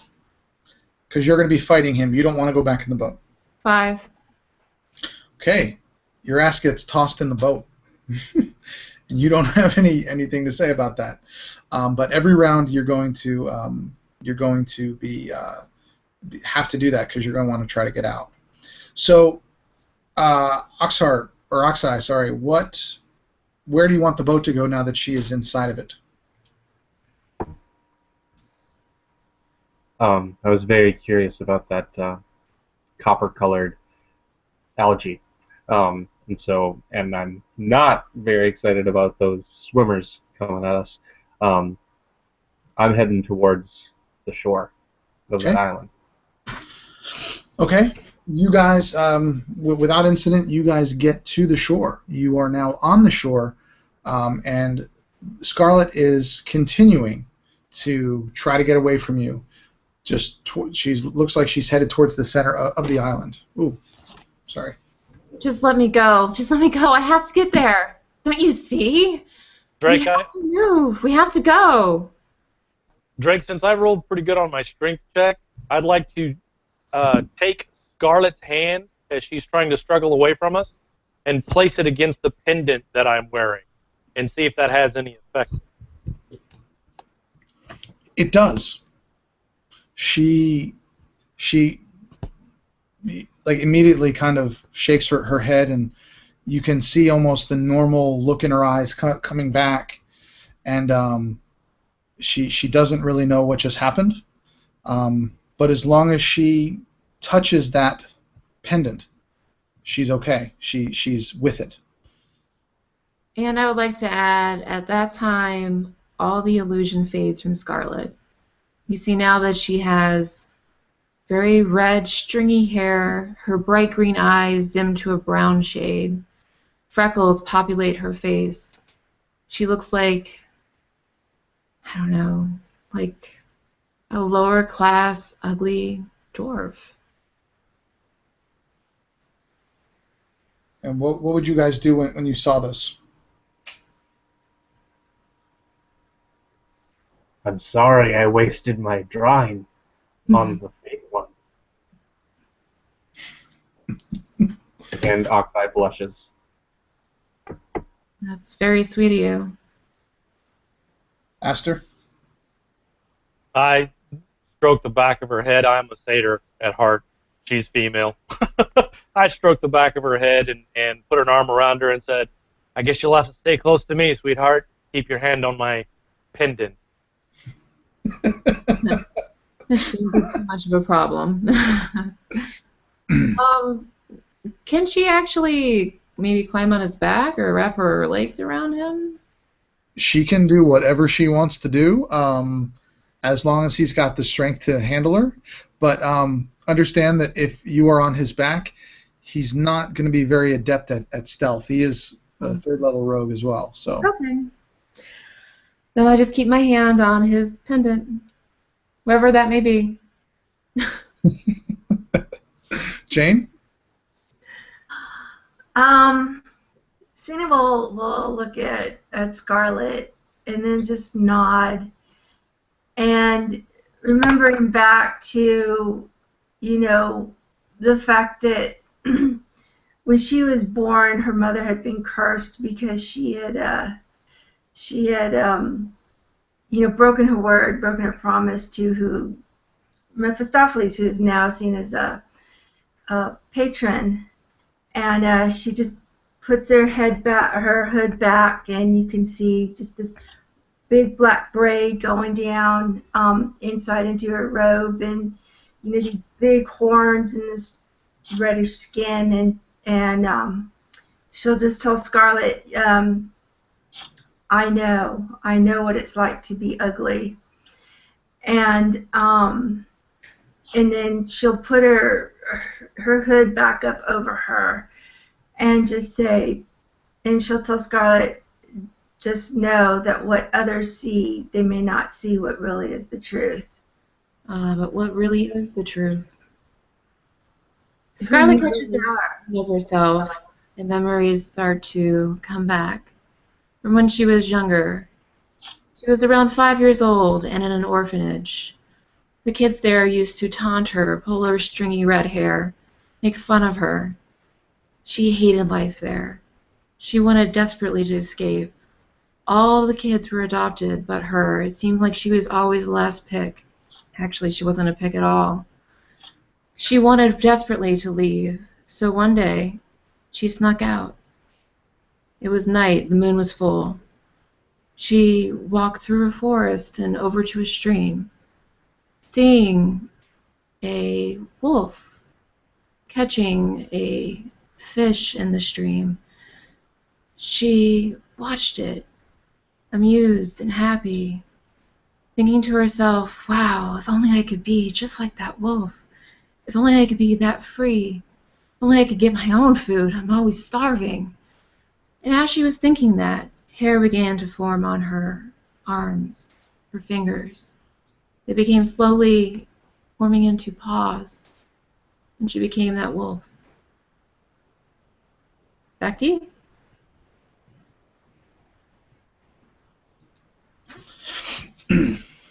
So, having seen the enchantment fade from the captain, the initial shock, not so much big of a deal,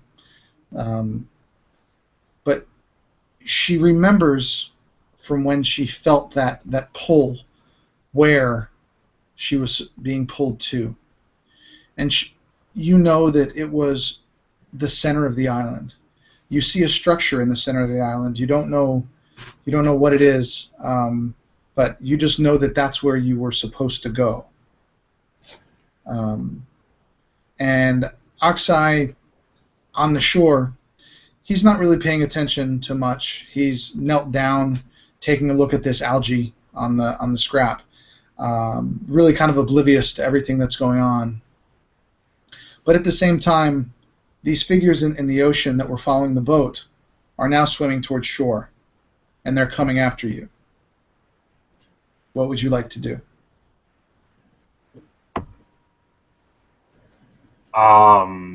They're coming. They're not even breathing heavy. Really, Bill? That's where you went with that? Oxai wouldn't get it.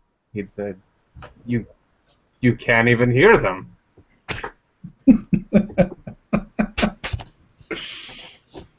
What would the captain do, Amanda?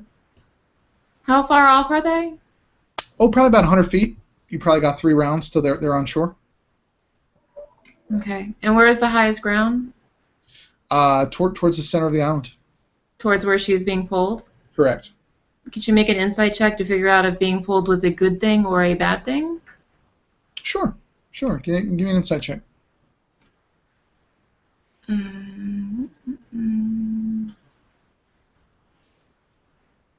Oh, wow.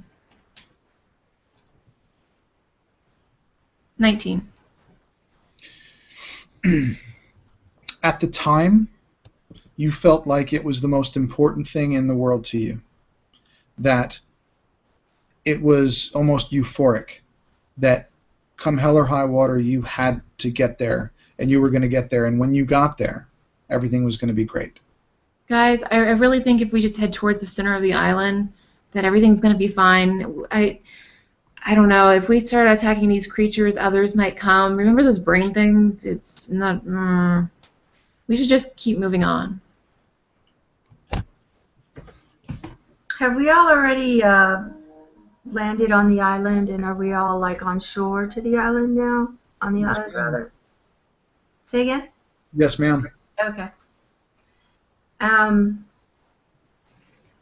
Messina would actually agree. Looking out and seeing that these bodies are just coming towards them, she'll start to walk towards the center, and you know, if Scarlet is already starting to walk that way, she'll follow her. Okay. And where would you like to go, Scarlet? Towards the center of the island. Aster and Oxeye? She thought it was going to be a safe place. While she was in that trance, she absolutely felt like it was going to be a safe place. You don't know now whether it is or not, but in that trance, you thought it was. Right. Okay. Aster and Oxeye? She's holding my pendant. Okay. Excellent. Oxeye?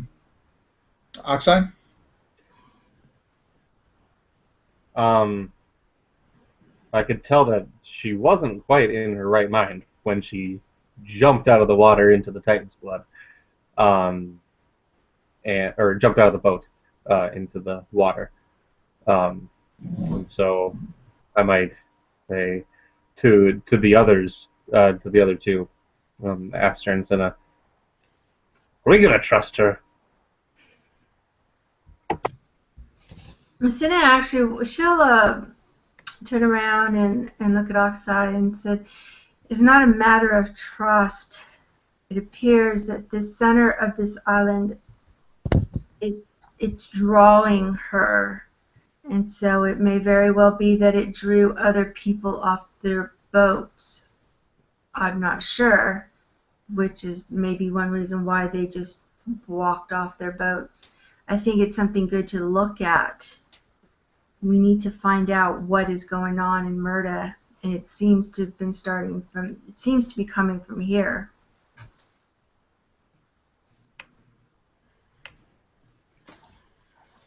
Oh, and then she'll continue following Scarlet. Okay. So, what's really, as you guys go through the island, it's really difficult terrain. Jagged, sharp metal. Like I said, this is a hunk of scrap. It's things tied together, welded together, chained together. In some areas, the water's actually come up through the scrap. It's floating for some reason, which is odd. But yeah, as you go, it's slow going, and there's the ever-present things behind you. Like I said, they're about 3 rounds behind you. So if anybody wants to do anything while you're going, it's probably about a 10-minute walk to the... Okay, I'm going to cast... Pass Without a Trace on all of us. Okay. So now we invisibles. Okay. So as you go, the group that was following you slows down, probably 10 or 20 individual creatures. They slow down, but they don't stop heading towards the center. But they do slow. It's not as if they're chasing you anymore. It's just as if they're there. And you guys come to... I'm sorry? Counting how many slots I have. Okay. You guys come to the center, and like I said, there's a structure, and the structure has an opening. It's not a door. It's almost like the opening of a cave, but it's out of scrap. It's out of metal. It's out of... and it isn't even Titan copper or copper. It's just old rusted scrap, iron and things like that.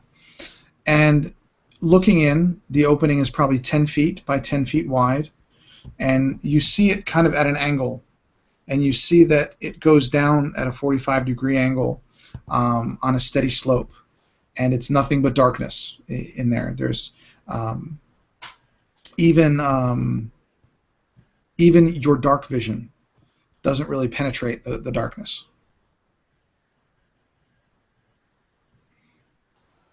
We continue into the darkness, or do we not?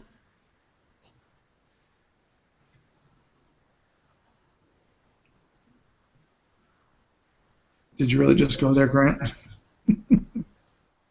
What would you guys like to do? All right, so when we come up to this structure, and I even though I have dark vision, I'll stand there. You'll see Senna stand there and concentrate, close her eyes, and start to trace another rune on perhaps on her other arm. And then as she's tracing it, she starts tracing the same rune in the air and points towards the door. And what I'm trying to do here is cast a True Strike, because I want to see if there's any defenses on that, or if there's anything I can gather from that. Okay. The only thing you can tell is that not so much that there's any defenses or anything like that, but you do see that there is some type of a magical darkness covering that opening. You don't really know much besides that.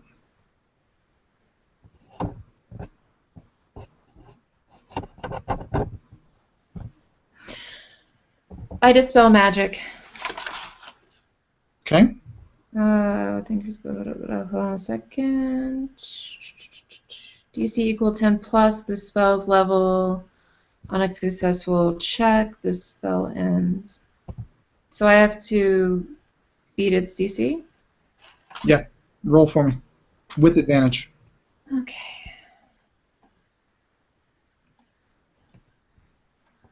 10. So a 17. Okay. Now, question: are you casting that now? Pass without a trace. Is that still active when you're casting this? It's a good question.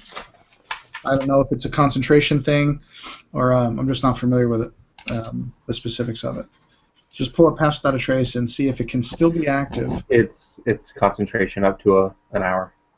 Oh, okay, but I believe you can have more than one concentration spell at once. Yeah, and I also have what is it? Warcaster feat. So I think I can do two things. You can do both. It's fine. As you cast this dispel magic, around the opening shimmers. It's not so much a bright shimmer, but like a blue, and this complete darkness that no one's vision could penetrate slowly fades away over the course of about 20 seconds, revealing two creatures, each standing facing you, but almost looking through you, like they can't see you. They're standing 7 to 8 feet tall, big, burly, 350 pounds. They're red. They look almost dragon-like, but these look to be creatures that are standing guard at the entrance. They're not holding shields. Each of them is carrying a very large halberd, and they're just posted there standing guard. They do not see you due to your spell. What would you like to do? I would like to move with Scarlet over to Sin and put her free hand on Sin's pendant. Then, Before you do that, give Scarlet a kiss. certainly. Okay. You do that, and she casts Guidance. She touches one willing creature once before the spell ends. A target creature rolls a d4 and adds the number rolled to one ability check of its choice. Okay. It can roll the die before or after making the ability check. So, what is the range on Without a Trace? That's the cantrip. Okay. Pass Without a Trace has a range of stealth.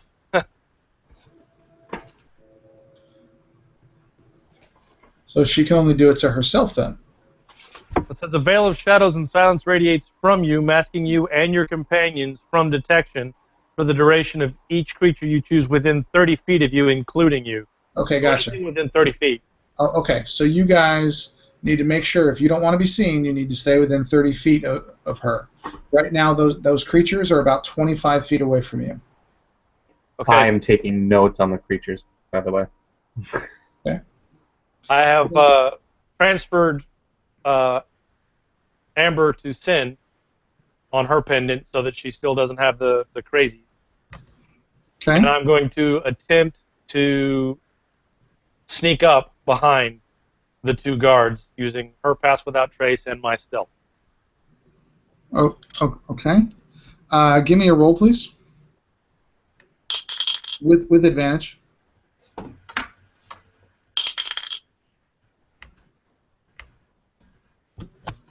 Get up.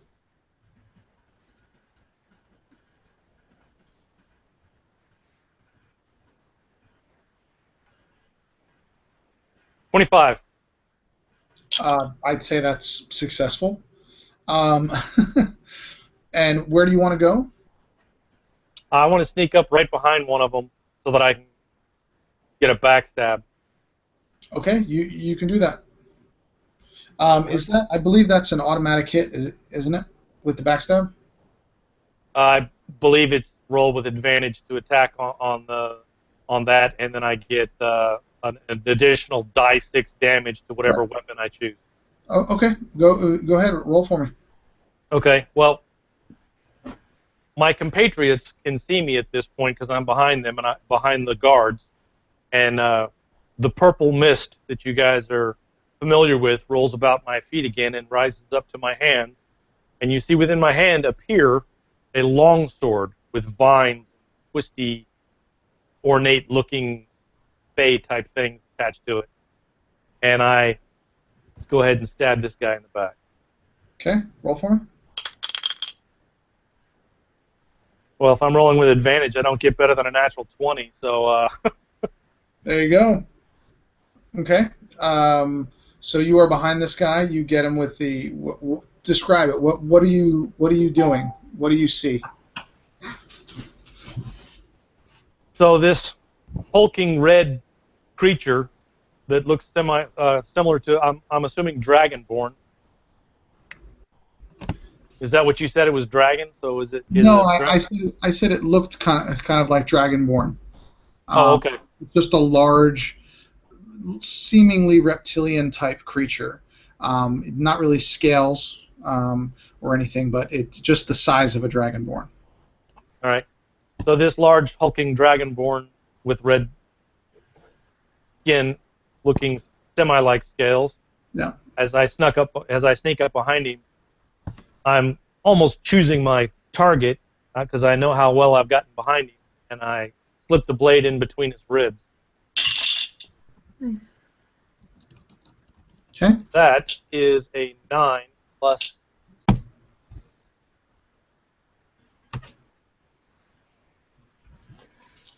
Oh, I rolled 9. Roll the die 6 to go with that.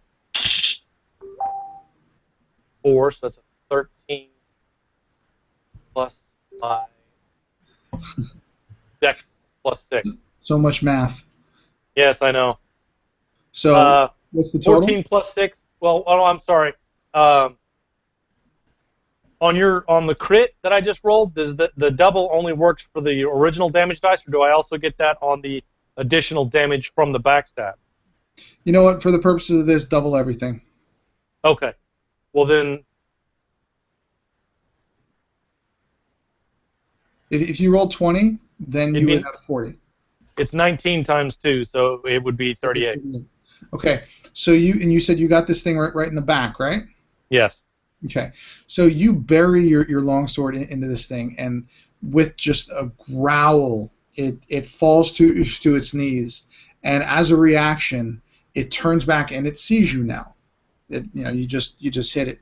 It turns back, and you see it look at you, and it looks you square in the eyes, and its eyes start to glow red, and 2 beams of red energy just nail you right in the chest, knocking you back prone. Okay, taking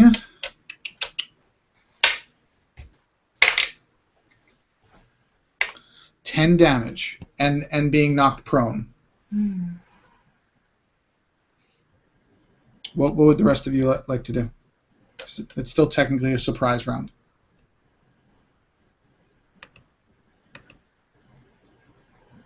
Oh.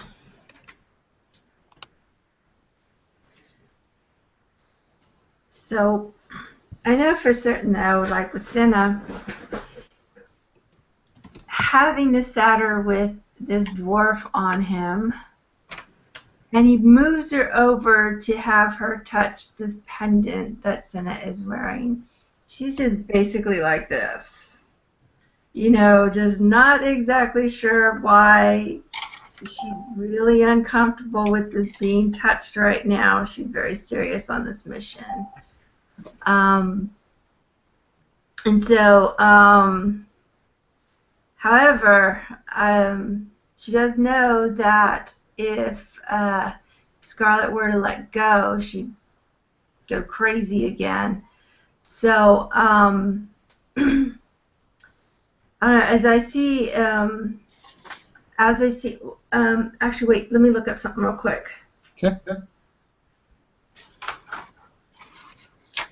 So, when I had done that true strike, was it? I'm supposed to, if we go into combat, it allows me to get an advantage on my first attack. Okay. Is that still applicable or not? Because I don't remember if it was like the immediate round before or what. I'm sorry, ask that first part of the question again. So for True Strike, when I cast that to try and check out whatever defenses. No, you cast that on the opening magic. Oh, so it's gone. Okay, cool. That's fine. So, I don't know. I see. I see Aster. He is on the attack. So,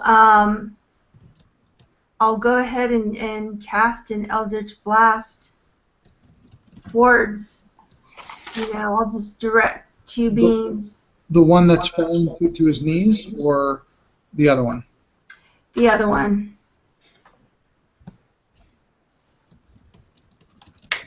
Okay. Roll for me. I'll roll twice because there'll be 2 beams directed towards him.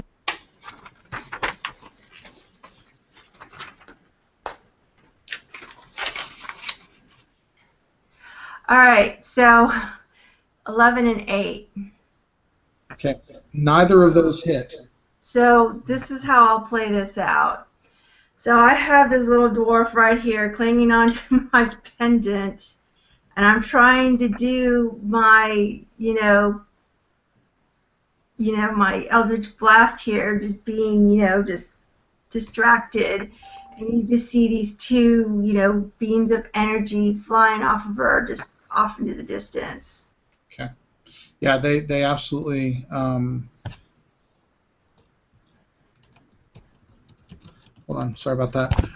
Yeah, the one guy, when you're shooting at him, he sees you now, and at that, when you miss him, he turns around, looks down the long sloping tunnel, and just runs as fast as he can, which is very quick for such a large creature. The other one is not. He's still down on one knee. But this guy makes, just with every ounce of energy he has, every bit of adrenaline that he has, he runs down that hallway. So, do we get a chance to attack him since he's evading or running away? The only one who is in position for an opportunity attack would be Bill. So Bill can do that, and in just a moment you can do anything that's within a 30-foot range can absolutely be used on him once Bill gets his opportunity attack. And Bill's critical hit becomes a critical fumble this go around, so he's getting away. Okay, so you pull your longsword from the back of this creature, and well, actually you were knocked down, so you just try to stop him, try to grab him, and you do your best, but you just can't get your footing right, and he just keeps going. So I need initiative rolls, guys.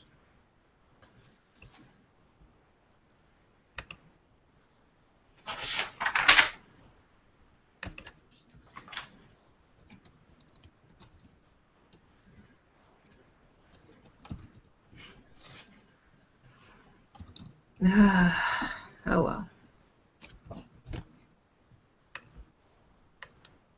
Okay. Ooh. All right. So, Bill, it looks like after your opportunity attack, that you screwed up so badly, looks like you're the first one to go here. What would you like to do? For my move action, I regain my feet and stand back up.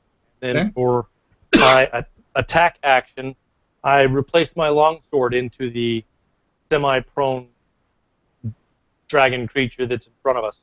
I Okay. will roll to hit. And roll with advantage, please.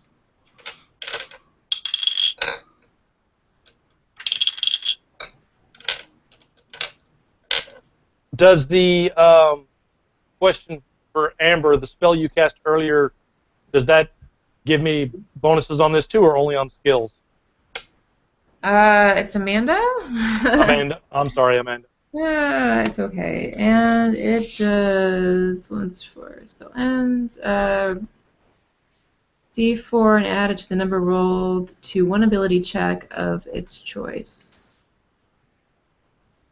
And it can be rolled before or after making an ability check. It's an ability check. Okay, so I don't guess that works for an attack. Even with advantage, I'm not gonna hit. I rolled an 8, and with a +6, I don't know that. Well, actually, this thing's prone, so does a 14 hit? 14 does not hit. Okay. All right.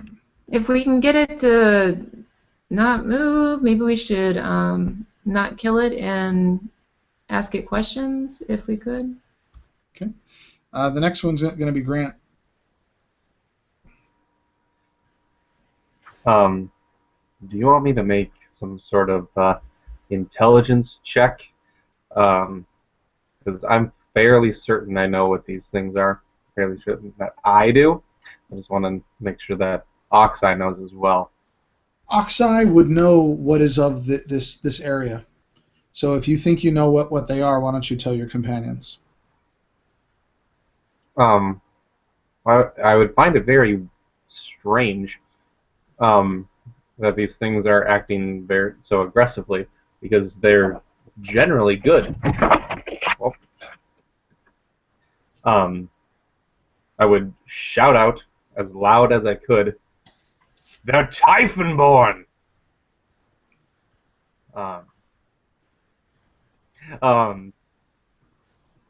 And then in my broken Titan speak, I would try and shout at the one that's coming towards us. "What is going on here?" Well, one's prone, basically on one knee, and the other one is running away. Oh, running away? He's running away from you, like down the hallway. I thought they were running towards us. Sorry if I didn't explain that. Okay.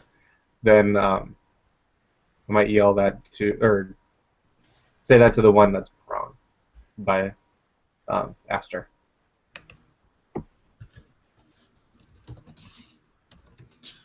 Okay. Would he respond? Sorry, guys. I apologize. I just got a message from my wife about my 4-year-old that she's downstairs throwing up. So she's just sorry. I'm just distracted for like 2 seconds. Well, sorry. Could you repeat that one time, Grant? I'm sorry about that. I was trying to demand from the Titanborn on the ground what is going on here. Like, if there's some sort of why people are being drawn here. He just looks at you with this blank stare. And I was speaking Titan speak. Yeah. Yeah. It's almost like he's not there. He's not present. He's almost acting as if, just like the other, as they described with the dimless. He's just not there. So he just looks up at you and he tries to stand up to basically try to attack you if you're closer. It just got his attention. Could I make an attack, or is talking and running? You just said something. Absolutely. If you want to make an attack, go ahead. Is he wearing armor? Yes, he is. Great, because I get advantage on things if I use my shocking grasp that are wearing armor. Okay, go ahead. All right, so seeing that look in his eyes, after the shining of their eye beams died away, and then I see that blank stare of the dimless. I run forward and try and put a hand on him and try and do shocking grasp. Okay. And I think it's advantage. Yeah. Sure. Yeah, you have advantage on the attack roll if the armor is made of metal. Go ahead. All right, so that's a 24. That certainly hits. Okay, good. Or else I'll be screwed. 2 on my 2d8. Okay. You just kind of, you reach down and you just kind of shock him. It doesn't really do a whole lot of damage, but that shock to his system almost makes him stand up. It almost helps him come to his feet. I'm doing no good here. Yeah. And this is actually going to be his turn now, on initiative order. So he is going to swing at you, Oxeye, and he had a critical foul. He stands up and he's still kind of wobbly, and he has his big halberd, and it's just so awkward with you so close to him that he just comes down and misses by a few feet to your right side, and he's very off balance and very tired and very hurt right now. Let's see, who is next in initiative? Sorry, I closed my thing out to get my wife. That is going to be Cinna. All right. So I, having worked with Oxeye and Aster previously, I'm sure, would I get or understand that you were trying to find out some information? If you don't speak Titan speak, and I'm sure you don't, not being from here. Oh, okay. No, you I wouldn't know wouldn't. that. So you just heard him yell something. You don't know what he said. Right. So, all right. So what I'll do, seeing that this creature had gotten up, I will reach into my robe and pull out my cat You see this little albino kitty, and just look right directly and say, Luna. Oh, I had this in my head. Now it's gone. Luna, play, go trip. And I'll set her down, and as she goes running towards that creature, essentially commanding the cat to trip him up, I'll just go ahead and just cast another Eldritch Blast at him, or two more. Sure, we could do me a favor. Roll me a dexterity check for your kitty. Okay. And maybe an acrobatic. We'll just assume it's a dex, though. It's fine. So dex is 13. I don't know what acrobatics would be. No, you're fine. The dex is fine. Okay. The problem with it is when the cat gets kind of intermingled within the Typhonborn's feet, it's so big and powerful that it really doesn't do anything. He just basically kicks the cat and just keeps running. Okay. You just hear the cat yelp and meow and just kind of look back at you like, really? You just made me do that? Okay. And I'll still go ahead and cast my just, both rays of Eldritch Blast at him. Okay. Roll twice. All right. So 13. Fuck me. And 14. No, neither of them hit. Okay.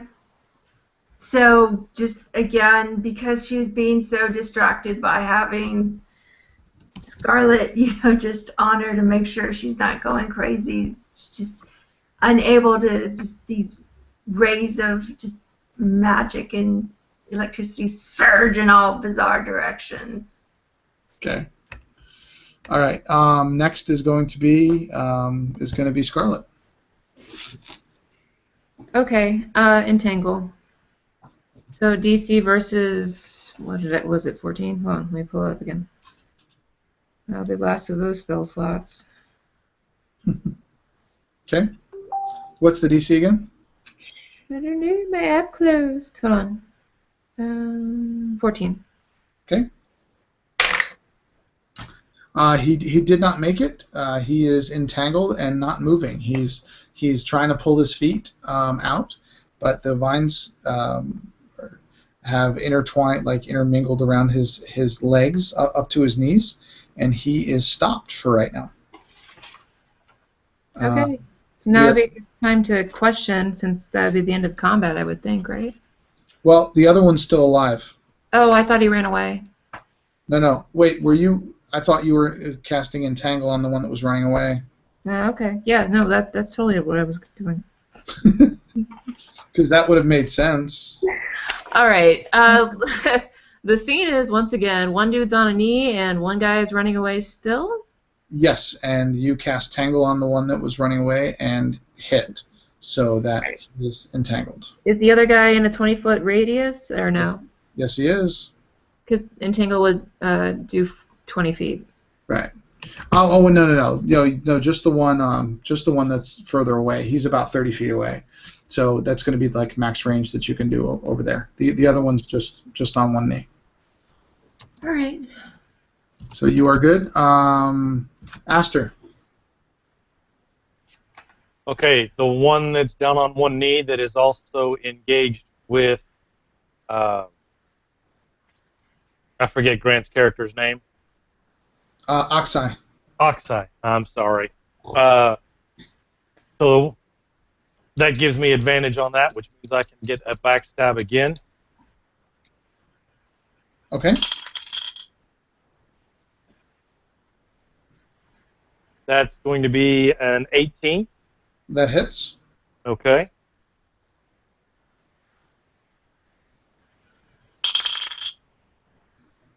That's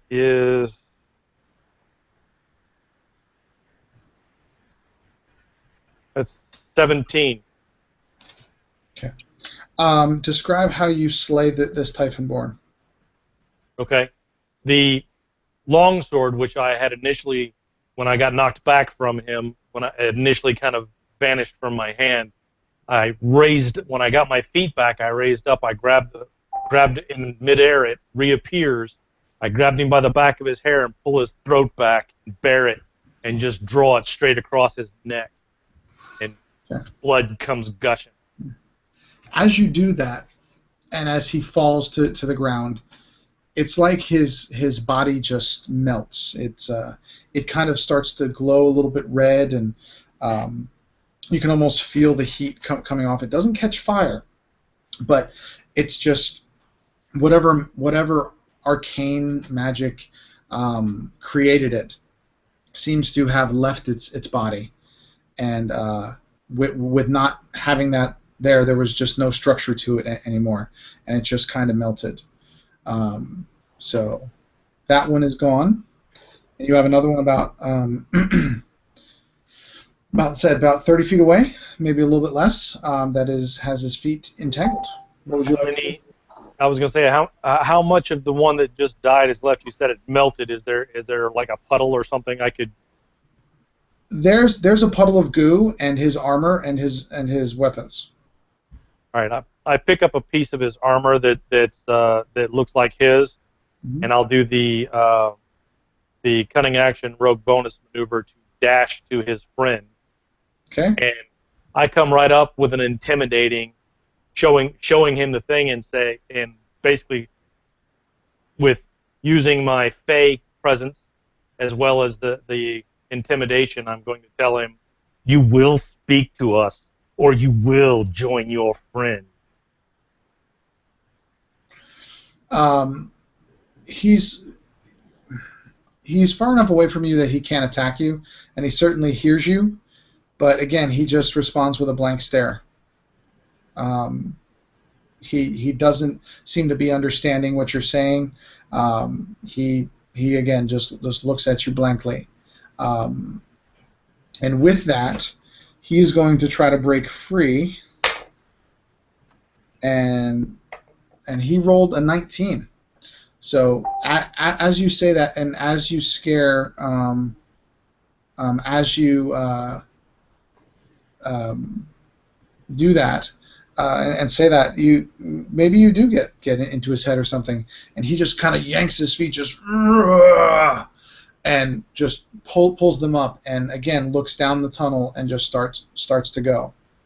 Give me just 1 second here, guys. Listen, I'm really, I do apologize, guys. I've been distracted for the last 20 minutes because of my kid. I'm gonna need to go downstairs. I know that it's late for you, Amanda. Yep. I'm really sorry. Like I said, it took a little bit longer than I expected. I know it's been kind of a bit of a slow game, but I don't know if I'm going to be able to finish this right now. I just have to take care of my kid. Said my wife said she just threw up again all over her. So again, I'm really sorry. I will do my very best to try to reschedule this. And again, guys, I'm very sorry, but I got to take care of my kid. Family first, right? Yeah, understandable, no problem. Y'all did great. I will talk to each of you individually or on that thing. I'm going to stop the broadcast right now, but just hang on for 1 second.